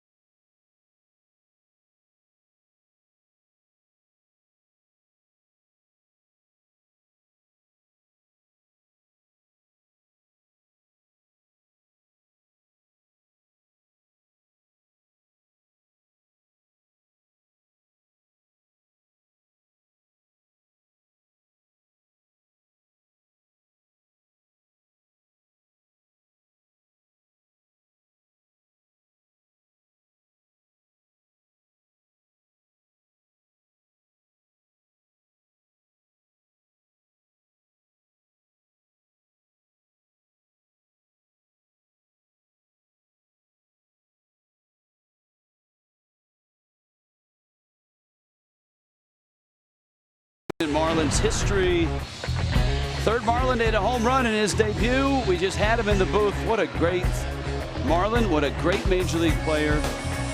One of the best defensive catchers in his era for sure. Former Hurricane, former Marlin. You know him, you love him. Charles Johnson. Nice to have him on the show.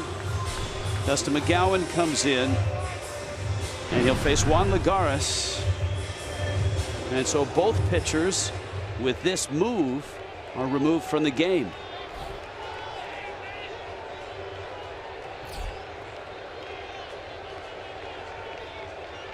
Derek Dietrich now in the 9 spot.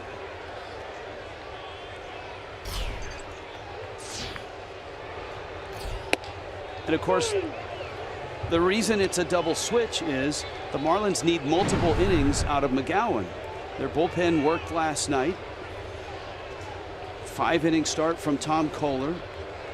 Kyle Barraclough went 2. Brad Ziegler did not get an out, but gave up 6 hits and 5 runs. And you're probably going to get a short start again tomorrow. And so that is why the Marlins went with the double switch.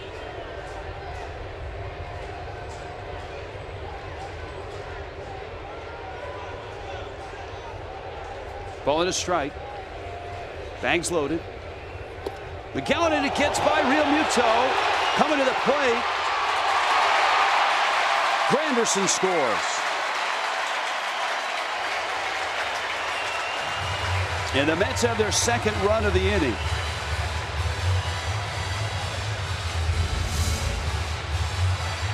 Now you see the breaking ball. JT goes to the backhand right there, not able to secure the catch. So McGowan covers home plate, but Curtis Granderson a good break off third base as soon as he sees that ball get away.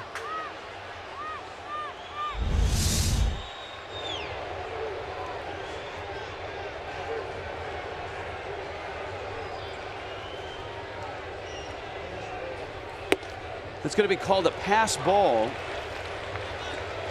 And I think if you ask JT if he had a chance to do it over again, obviously he'd try to get that glove turned around.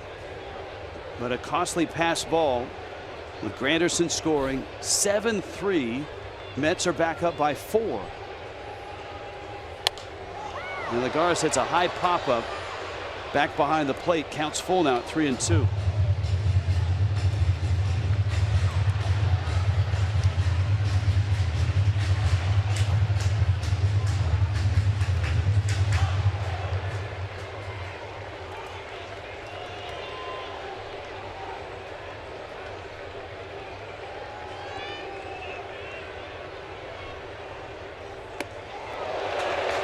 McGowan misses. Bags are loaded again, and here comes Conforto. One of the Mets' hottest hitters steps into the box. We've talked an awful lot during the month of April, as Don Mattingly has as well, the little things that were going to lead to Marlins victories this year, and I think that's ball game is a little bit of a reflection of some of those little things getting away from them.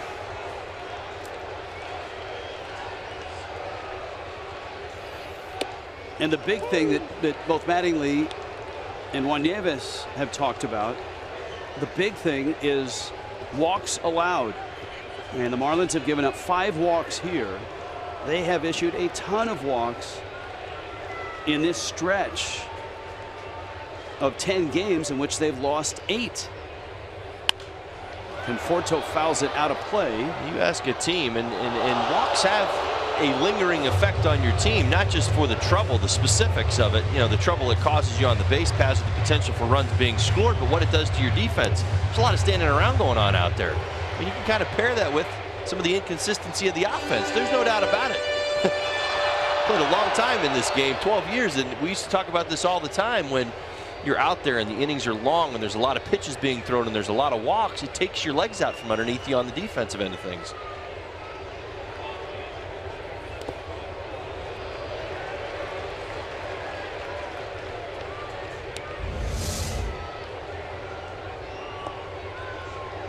Nice job by JT right there, sliding over. Getting that glove down.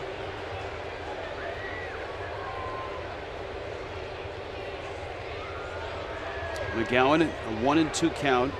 Conforto with the bags loaded. Did he go? No swing. It's Bruce Dreckman, the third base umpire.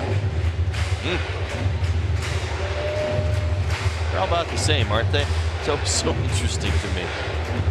I think they go. I don't think. I mean, you can just never tell. I mean, it seems like the hitters almost do the same thing every time. You know what? How would you like to be an umpire and have to call that? Well, I mean, we've seen it all year. We've seen that called a swinging strike many times already this season. Fastball misses away, and the count's full now, 3-2.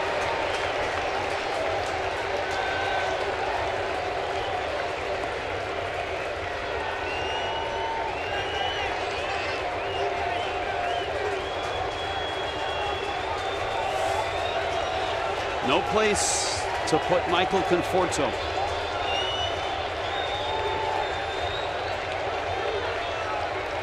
McGowan's 3-2. It's fouled at the plate.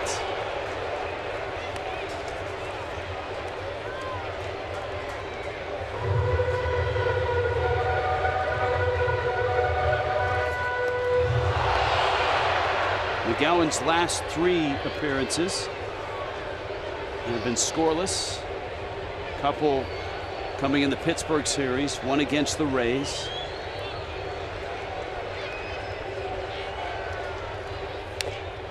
Another foul ball.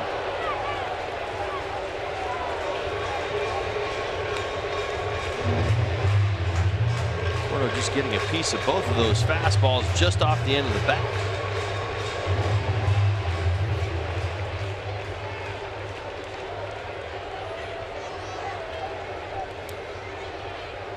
Count still full. Pitch number 8 coming to Conforto. Mets, with all the injuries, have moved him into that leadoff spot, and he has really sparked to life, especially with the power. 3 leadoff homers. He's hit 7 homers overall. 3-2 again, and I don't think he went there either. He didn't. And so another walk and another run.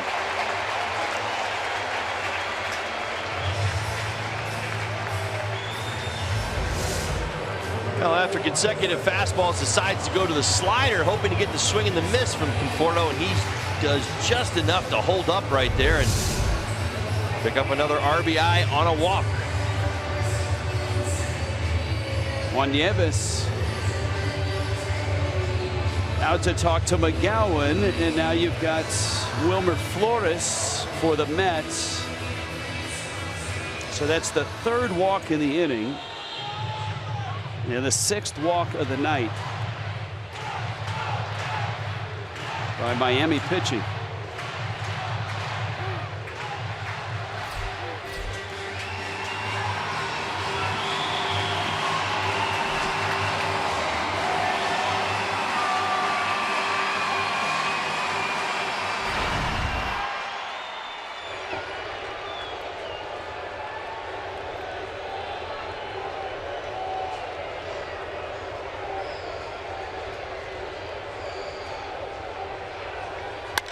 Flores to center. Ichiro is there, and he makes the catch. And the Mets add on 3 big ones in the 5th.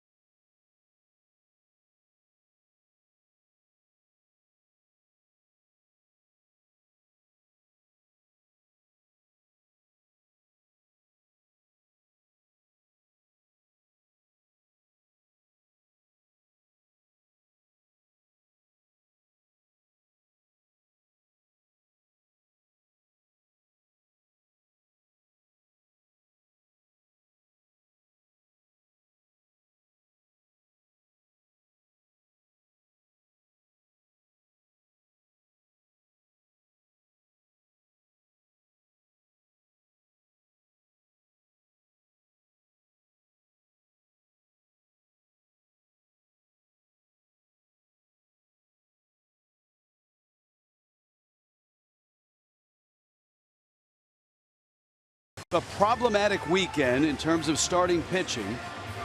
And tonight, the Mets jumped early on Odrisamer Despaigne, and an 8-3 lead. Fernando Salas comes in for Robert Gazelman. And he comes in the 6th inning in an 8-3 ball game. Injuries. First for Wei-Yin Chen, a tired arm. Chen back in Miami to have that arm examined. And the blister that sent Volquez to the disabled list. And Jose Urena going to take that start tomorrow. Here is Realmuto. And a strike. And the control issues that Marlins pitching has suffered through have continued here tonight in New York. Well, you see it. Marlins 3 runs on 8 hits. Mets 8 runs on 5 hits, and 4 of those runs. 3 of the Marlin hits from this guy, JT Realmuto. Big turn. Nice night for Realmuto. A double and 2 singles. Really swinging the bat to finish the thought. It's just really as simple as that. They've scored half of their runs, the Mets have, on a hit by pitch, 2 walks and an error.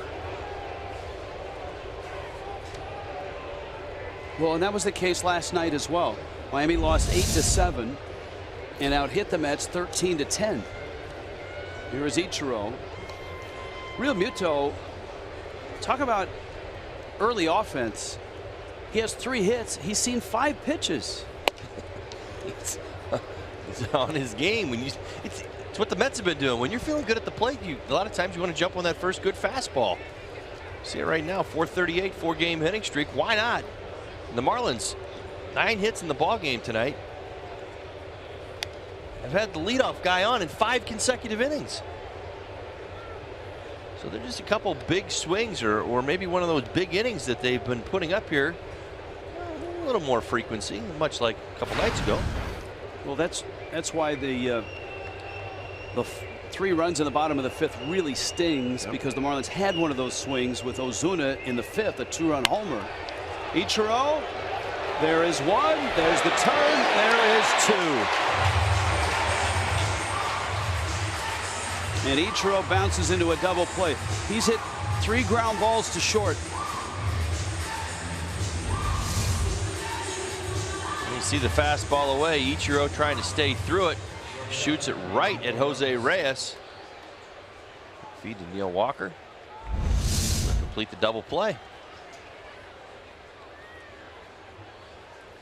Wipes out Realmuto. Here is Rojas now. He is 1 for 2. Christian Yelich getting the night off. A bit of a tender hamstring.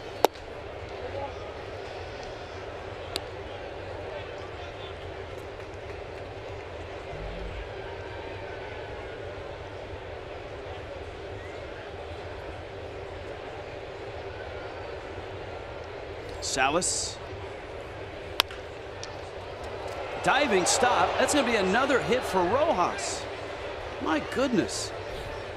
How hot is this guy? He's 2 for 3 here. He was 3 for 5 last night. 2 nights ago, he was 4 for 5. Gets the pitch to his liking up in the zone. Pulls those hands through. Such a good, kind of handsy hitter. That's how you would describe him. But again, sprays the ball all around the field. Watched him last night with 2 strikes, shoot one down the right field line. Pitch here, up, out over the plate, pulls it down the third baseline. Now Derek Dietrich is the hitter, and Terry Collins is actually going to make a pitching change here, up 8-3 in the 6th with 2 outs.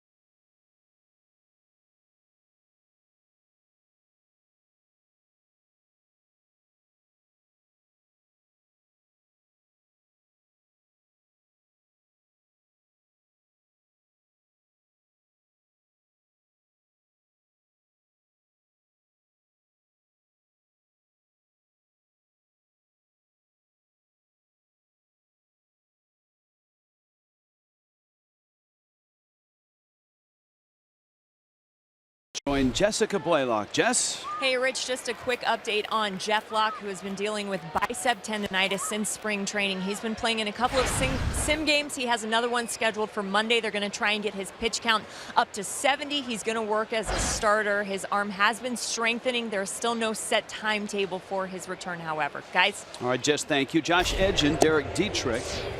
So it's a lefty-on-lefty matchup. Terry Collins also has another right-hander in the bullpen getting loose. There's Edgin on the season. Marlins have seen him a lot. He's pitched well. Josh Smoker, Edgin, Jerry Blevins. Lefties out of the bullpen for the Mets. Comes in with a runner on base. Has stranded 13 inherited runners. Second in the big leagues this year. Ouch. Dietrich's good at that. He is a ball magnet. And he gets hit. Here's a look. Dude, it is pretty amazing. I mean, you say ball magnet, and I chuckle at it, but like the pitches, like he gets fastballs and pitches inside, and it's not like he's standing right on top of the plate. It really is almost like a ball magnet. I know you're kidding when you say it, but I think he gets a lot of action in there. I just don't ever remember all that kind of action, you know, in the box, right? Well, my guess is that you, when a pitch came like that, you got out of the way. He doesn't get out of the way. He takes it literally. True to some extent, but still surprising. Gordon to center field. And Granderson is there, and he makes the catch. Miami leaves 2, trail at 8-3.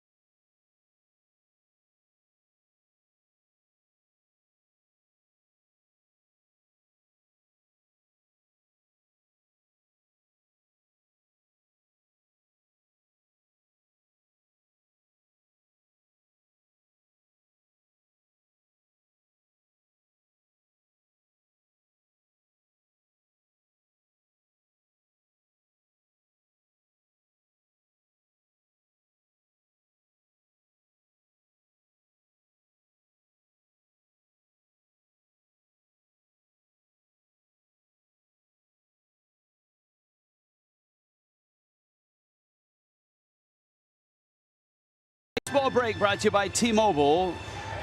Ryan Zimmerman, look at the difference. Look at the year he's having. 12 home runs. He's driven in 31. The OPS is astronomical, and that's just been fuel, rocket fuel, for the Nationals, who have shot to the very top of the East and have an enormous cushion right now. Are firing on all cylinders and lead the Phillies 6-2. In the bottom of the 8th in Philadelphia. You know, Zimmerman, that counterbalance to all the power that they have from the left-handed side. Off to a fantastic start. Getting velocity again, too. And he's homered in the game tonight. Yeah, why not? Whatever. 13th. Moving on. Rendon has homered his 5th. Zimmerman homers like every day.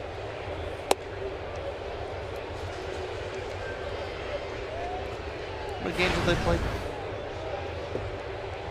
The Nationals, they are 20-9. So he's got 13 homers. On the verge of going 21-9. Jay Bruce, Dustin McGowan. Left center field. Ichiro, Ozuna. Ozuna drops the ball. Ichiro slides behind him, and Bruce cruises into second.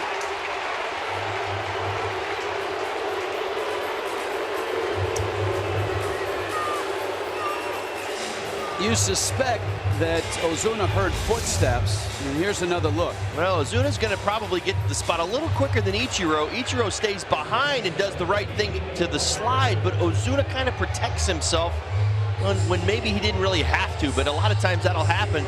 To your point about the communication, Ichiro did everything right. When there's two guys are coming together right there, he wants to stay away and slide to the back, kind of protecting Ozuna. But Ozuna just kind of put himself in a position where he wasn't real sure of where he was going to be because of Ichiro. Here's Neil Walker.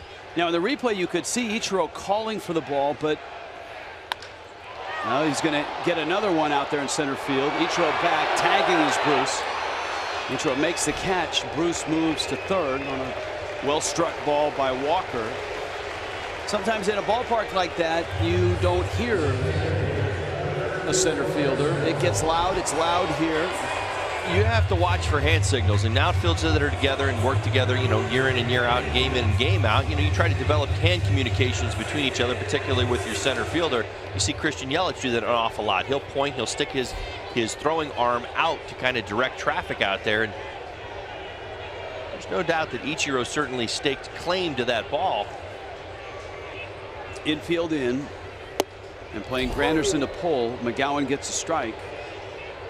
That ball to left is an error, so Miami has 3 errors tonight, and that's a season high for a team that had been atop the fielding charts for a while. Granderson, and that's going to be foul.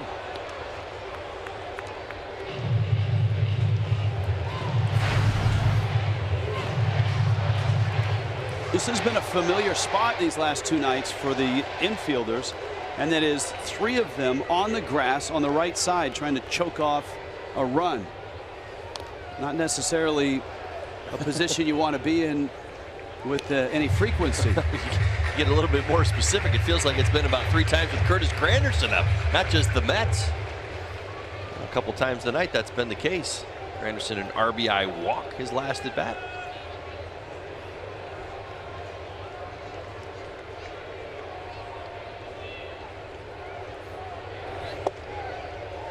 To illustrate the frustrations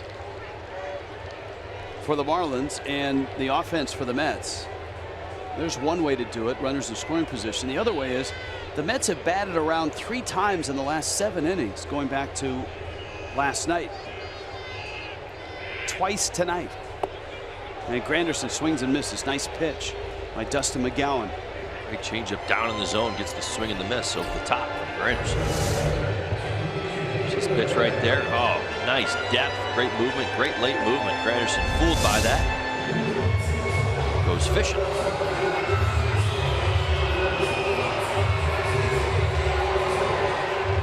Here comes TJ Rivera. New York guy born in the Bronx, ended up at Troy University in Alabama.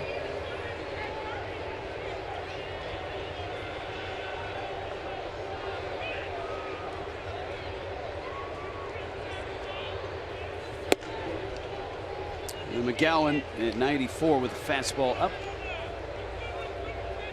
Odrisamer Despaigne 4 2/3, 5 hits, 8 runs, 3 earned, 4 walks and 4 strikeouts.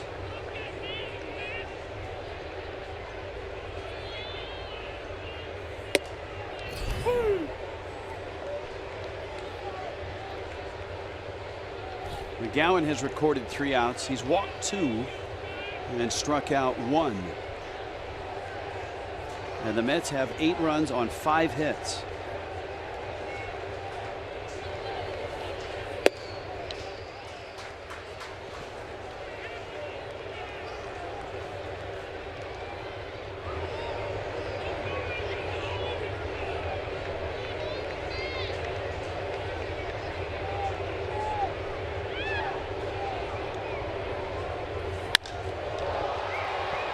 Rivera to center. Busy night for Ichiro. And he makes the catch. 8-3 New York.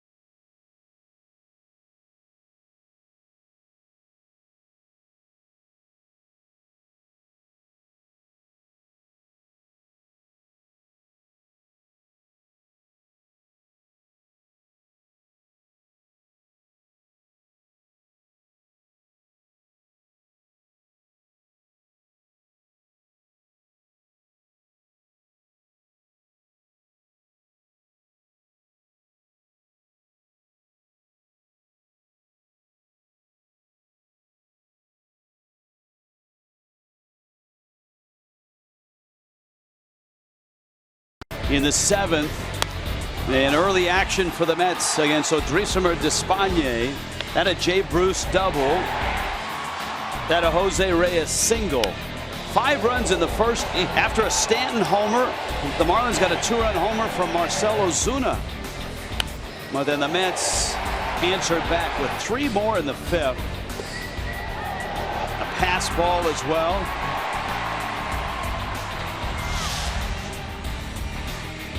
And also part of the game recap is the watch party at Dave & Buster's.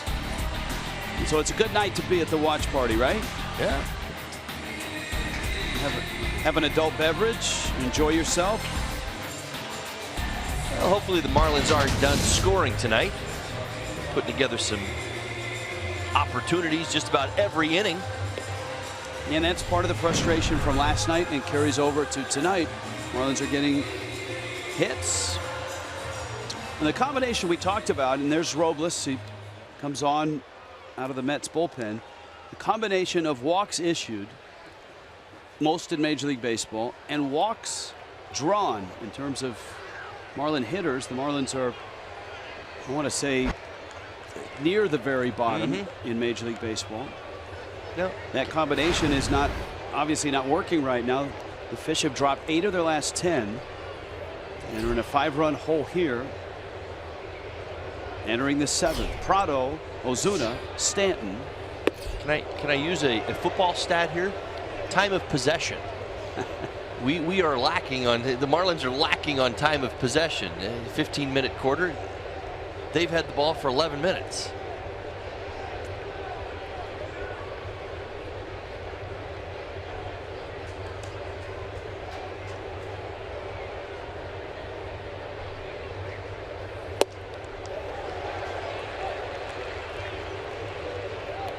And when the Marlins have had the ball, their drives have stalled inside Mets territory. Yeah. How's that? First downs, yeah, 3 or 4 first downs, moving the ball, right? Yeah, absolutely. Quick attack offense. In fact, they've got more total yards than the Mets here. Yeah, with the 10 hit. I mean, if you want to keep that going. Absolutely. I mean, it really is the feel of it. It's kind of how it's going. They're moving the ball well up and down the field. They're getting into the red zone and they're not getting points.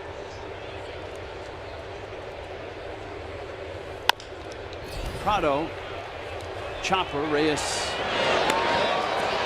Rivera, not a real big guy at first, but he had to get as tall as he could to make the catch, and Prado bounces out. And now you get into the 2 home run hitters. Ozuna, 2-run shot in the 5th. Stanton, a solo shot in the 2nd. And the Nationals, we were talking about the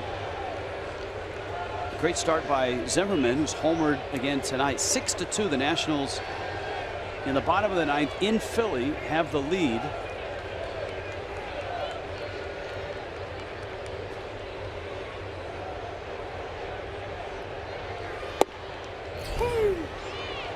And a strike to Ozuna.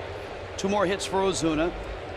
A hard single. In fact, his ball was the one to the right of Cabrera when he injured that left thumb on the dive. And then the 2-run homer was way out of here in left center field. Ground ball, this in the hole. Reyes stays upright and throws out Ozuna.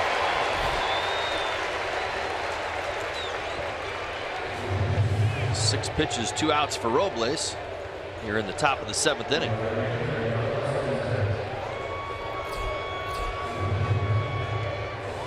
See the box score. Ozuna and Stanton, I want to say somewhat predictably, both came in with really strong numbers against Gesellman. Ozuna takes him deep again. Stanton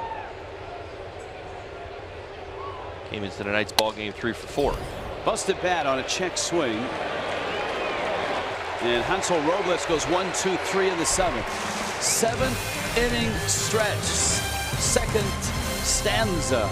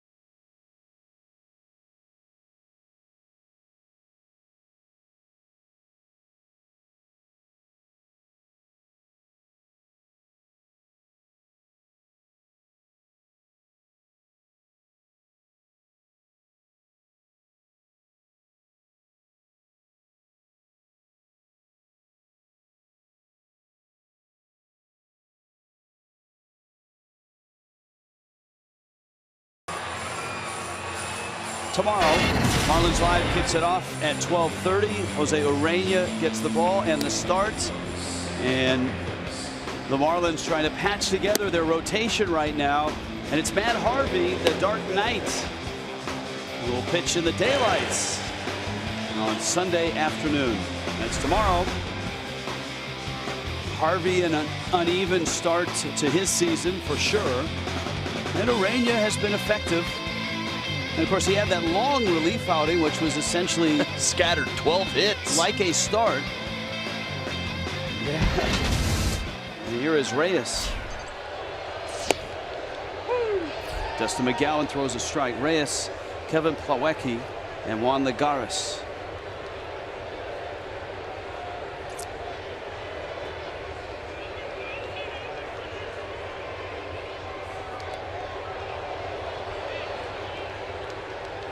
Well, the Mets and the Marlins arrived last night at this series headed in polar opposite directions. The Mets had won 4 of 6. The Marlins had lost 7 of 9. And of course, Miami raced to a 7-1 lead, had a 7-3 lead going into the 7th. And ever since then, it's been a lopsided series with the Mets winning last night and the Mets with a big lead here, 8-3 in the 7th. Every weekday morning, you can wake up to these two. Skip Bayless and Shannon Sharpe. They go head-to-head on the day's hottest sports topics. Undisputed. With Skip and Shannon, weekdays 9:30 to noon on FS1.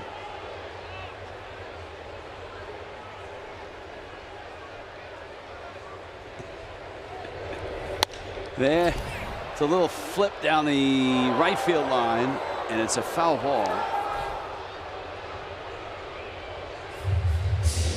Kevin Plawecki, the hitter. So Reyes has got 2 hits. Plawecki getting the start behind the plate. Remember, Travis d'Arnaud is out with a wrist injury on the 10-day disabled list.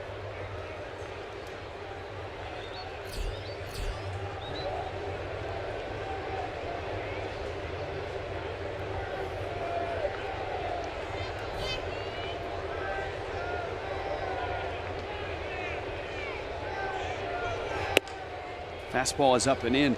Around baseball this afternoon, 2 teams where you kind of scratch your head and say, are they playing at the, actually 3 teams. Are they really what their record says they are? Who was that? Now that's an NFL thing, right? Mm-hmm. Got an NFL on the mind? Yeah. Oh, ouch. Plawecki gets hit by McGowan. Here's what I'm talking about. I mean, these 3 games. First, we'll watch Plawecki get plunked. Cincinnati beat the Giants 14-2. The Giants are 11-20. Cleveland beat Kansas City 3-1. Kansas City is 10-19. Tampa Bay beat Toronto 6-1. Toronto is 10-20.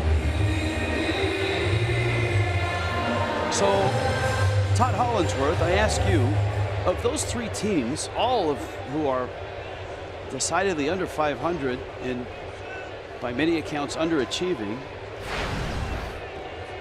of those 3, which one or which ones are mirages? Which ones do you think will be a 500 or better team when the season's done? Well, or do you think all 3 of them are going to struggle the rest of the year? Robles is bunting, by the way. That's a very good question. My answer would be this. I think all 3 are probably going to struggle just a little bit, although, yeah, look at the San Francisco Giants. They're 11-19. Now, granted, who isn't surprised that they're 11-19, but you factor in the Madison Bumgarner injury to the top of that rotation. You also look at what Colorado and Arizona are doing, certainly playing at a higher level than anybody really predicted. Maybe not Colorado so much, but certainly Arizona. That may be interference. Did Real Muto run into the hitter, Robles, or did he stop? I don't know that there was any contact between the 2. Robles getting his first career sacrifice bunt. That was close. There's a look. Well, incidental contact. Yeah, the home plate umpire, when he called it, he puts up the safe sign right after this and says that it's, I guess that's legal, that there's no interference. That's what he's calling right there. Intentional walk. Wait a minute, I'm not ready. Hold on.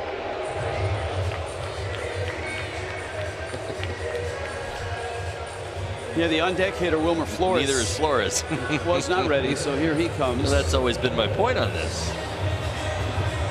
Conforto walks after the sacrifice. And now you've got Flores. Of course, for the Mets, this is a great feeling, tempered by the fact that they will await the MRI tomorrow on the left thumb, wrist, hand of Asdrubal Cabrera, injured tonight on a dive in a shallow left field. Flores goes after a breaking ball and fouls it off. I'm going to go back and answer your question real quick. So of the three teams, Toronto Blue Jays, Kansas City Royals, and San Francisco Giants, I would say that the Kansas City Royals, to me, are probably the one team that is not going to recover from this really, really slow start. The reason I say that is because I think they'll probably end up trading away a chunk of this team. A lot of these guys are still at the end of their contracts, and there's the potential to move a lot of those players, and I think it's probably going to happen. So unless they turn it around real quick, they're definitely going down that path. Fastball. And the count's 1 ball and 1 strike.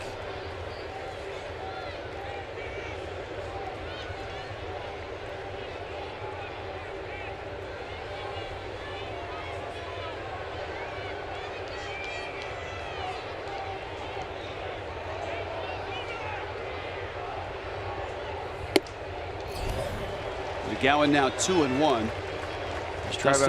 Go ahead. Nice try by McGowan right there. It's where Flores has really struggled. It's the last time the Marlins had seen him when he was swinging the bat particularly well. Now he's handling the ball in the middle, from the middle in, pretty well. That fastball away, not so much.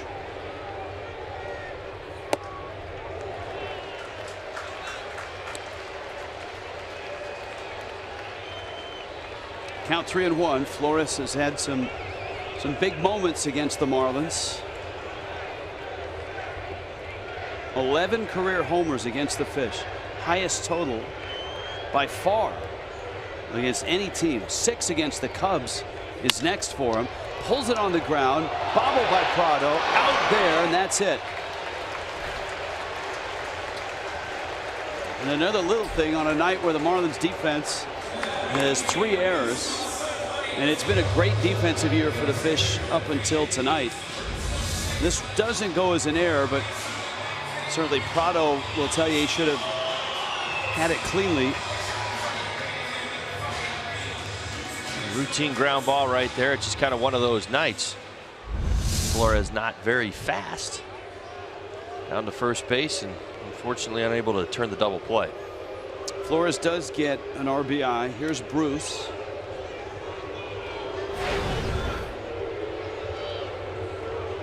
Juan Nieves is out, probably to buy some time. Marlins have the bullpen going again.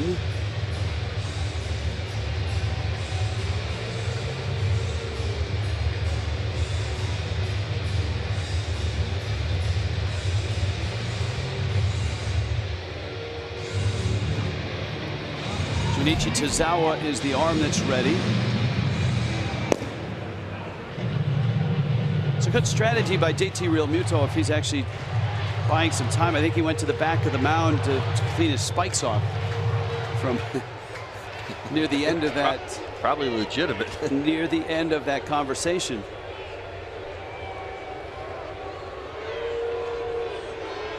Jay Bruce, one of the hotter hitters in this Mets lineup. Bruce RBI double in the first. 0 for 3 after that. For Jay Bruce, the start he was hoping for in this Mets uniform this year.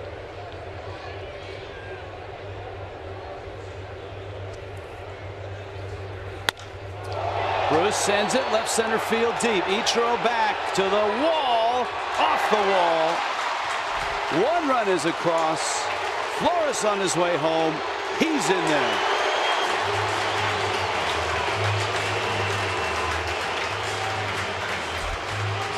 And the Mets have stretched it to 11-3.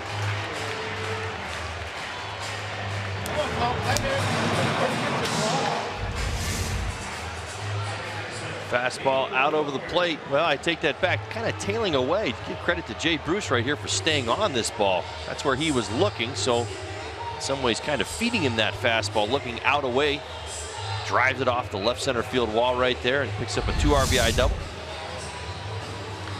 That stretched their lead, 11-3. Don Mattingly is going to make another double switch.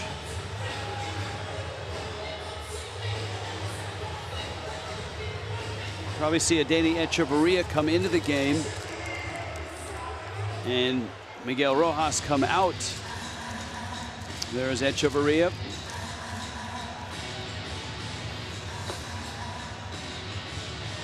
Tazawa comes in, so does Echeverria. 11-3 Mets.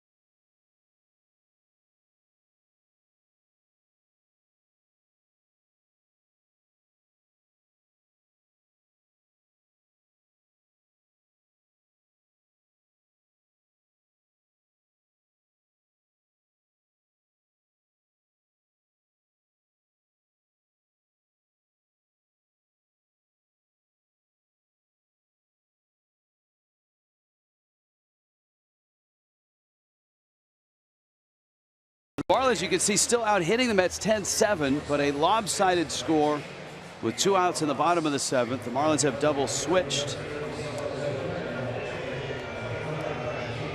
They have brought, well, this is interesting. The Marlins have shifted a lot of guys around. Miguel Rojas is over at first base. Echeverria comes into play short. Dietrich goes to left. Ozuna to right. And Stanton comes out of the game. And here's Tazawa. 2 outs. Bruce is at second. And Neil Walker is the hitter. Breaking ball. Walker into the bat. And Ozuna glides over and makes the catch. But another big inning for the Mets. Another crooked number up there. 11-3.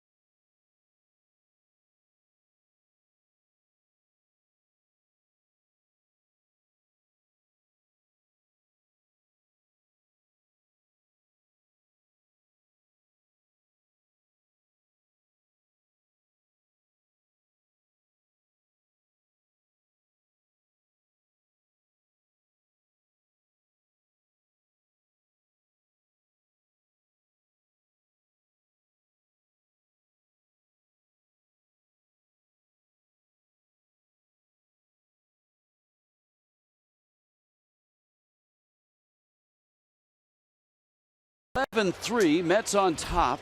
Paul Sewalds is in for the Mets.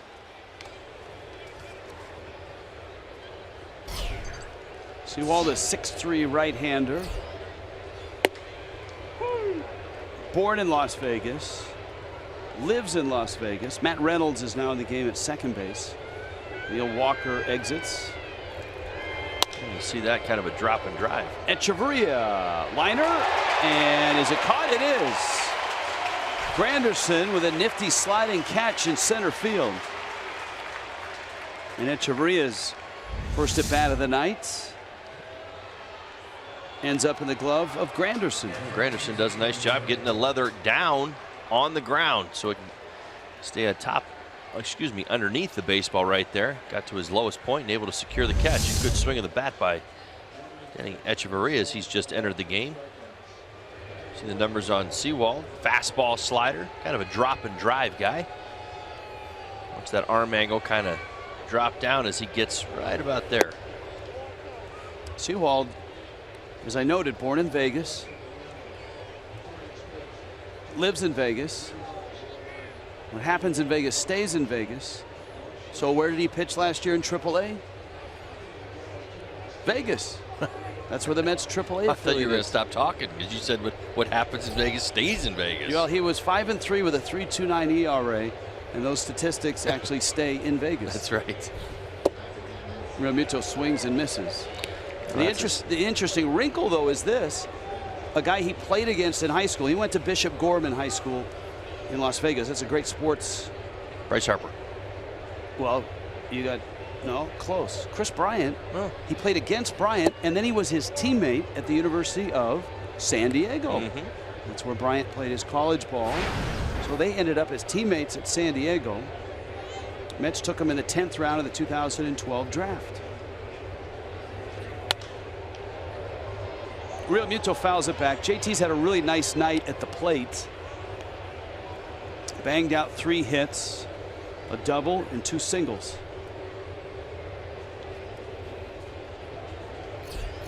AJ Ramos in need of some work.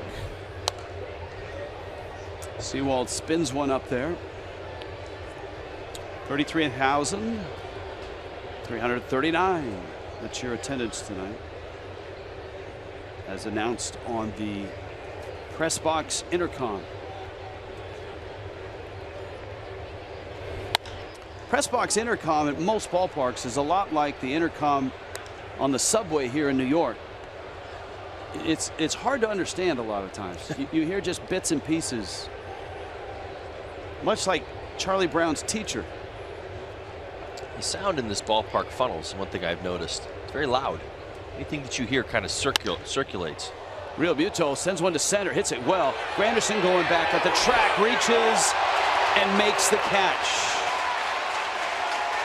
That had extra bases on it, and Realmuto still swinging it quite well. Granderson just made a great sliding catch in front, and now a running catch with his back to the plate. Now I know it's not the most famous catch of a New York center fielder going back like that, but it did remind me that it's Willie Mays' birthday.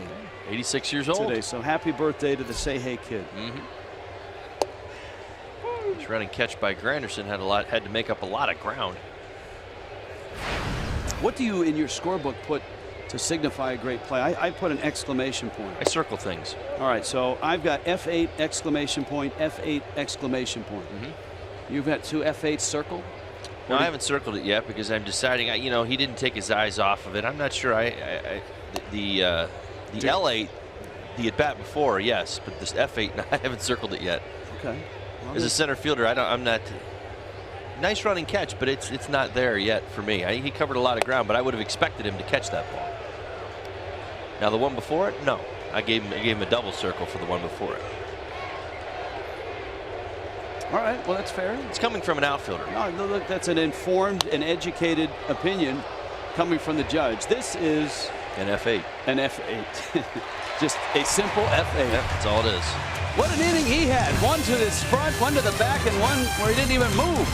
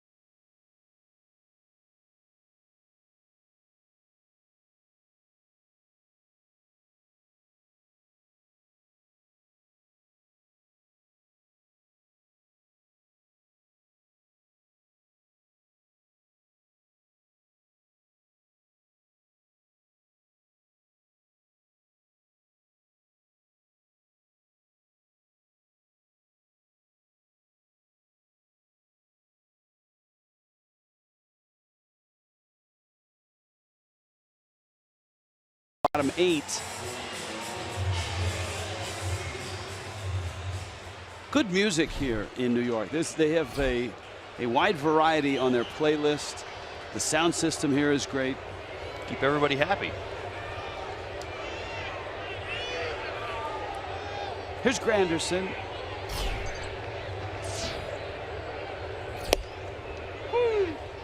Granderson, I'm sure, winded after that defensive half inning. Diving stop coming in, running catch going out. And the proverbial can of corn. Tied a major league record for putouts in an inning. Nice center fielder. It's been done many times.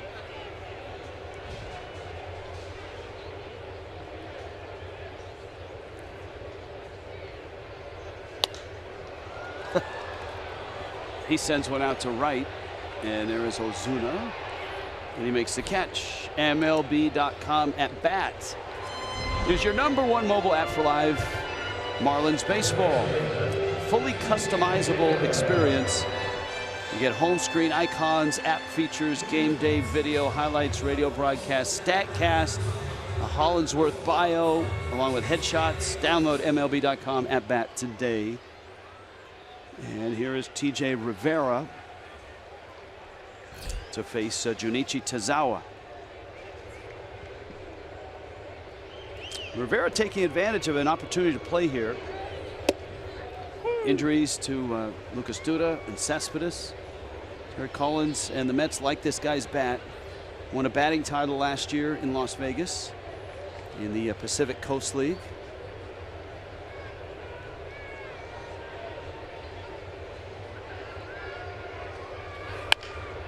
Pulls that one on the ground.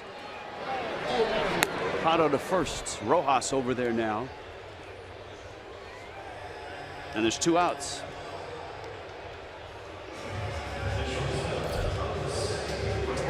Here is Reyes now. He's 2 for 4.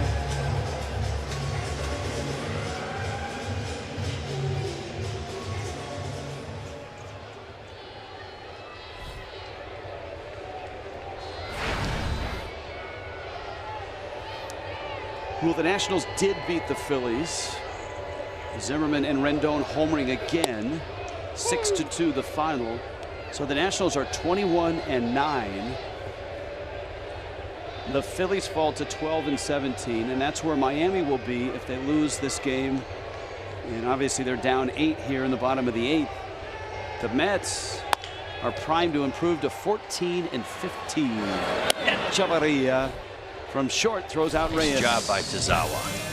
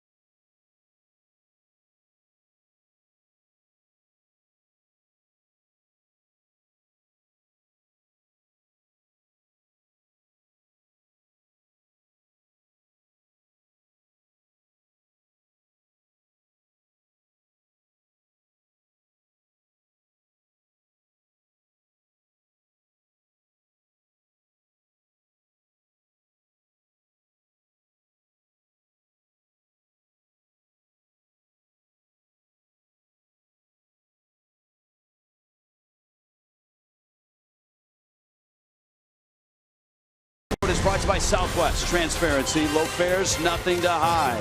By Jeep, get great deals on the Jeep lineup at the Jeep Spring Clearance event, and by your South Florida Honda dealers. Wait. Not many people do that here. I mean, like. Think we could get the Mets to wait for the walk signal? No. No, that's a lot of umpires have said that to hitters this year, right? It's a signal. It's not the intentional walk. Right. Wait for the walk signal. Ninth inning has arrived in a game that featured a 39-minute rain delay and a 5-run first by the Mets. It's 11-3. Oddly, the Marlins out hitting the Mets. Sewald zips one into Miguel Rojas. A combination of other events have led to this score. 10 hits, impressive. Marlins putting guys on base, putting together good at bats. Rojas, who has 2 hits in the game. Bruce quickly becoming a fan favorite here. The finish last year and the start this year. A lot of people talking. I was watching that documentary on Mike Piazza on MLB Network, and you know, the trip from the Dodgers, 5 games I believe with the Marlins, and then here to the Mets. He did not get off to a good start, and he was booed, and all of a sudden it clicked for him. And so for a guy like Bruce to come here and do what he did last year at the end of the year and then start this year, that's doing something. Well, I'll add an extra little layer to this. You know, the word had gotten out. I don't know how true it was, and Jay Bruce absolutely disputed it and put it down at the beginning of the year, which I thought was brilliant on his part. There was this idea that Jay Bruce didn't want to play here either, and that was kind of floating around all winter long. And you know, rumors were swirling. Were they going to trade him? Were they going to hold on to him? And you know, he gets to the start of the season and just went out there and said, you know what? I never said that. That's not how I thought. I'm thrilled to be here, and let's get after it. And he's done nothing but hit since then. Dietrich fouls that pitch off. Dietrich hit by a pitch. What's new? That was in the 6th inning.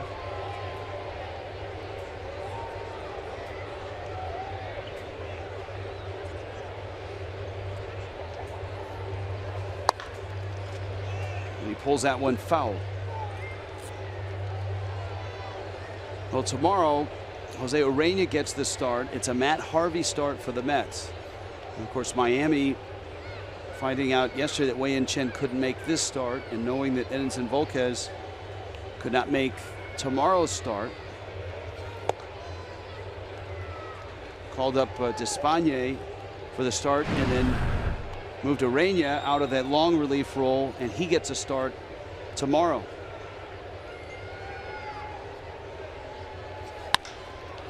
Dietrich gets a fly ball to left, and Conforto makes the catch.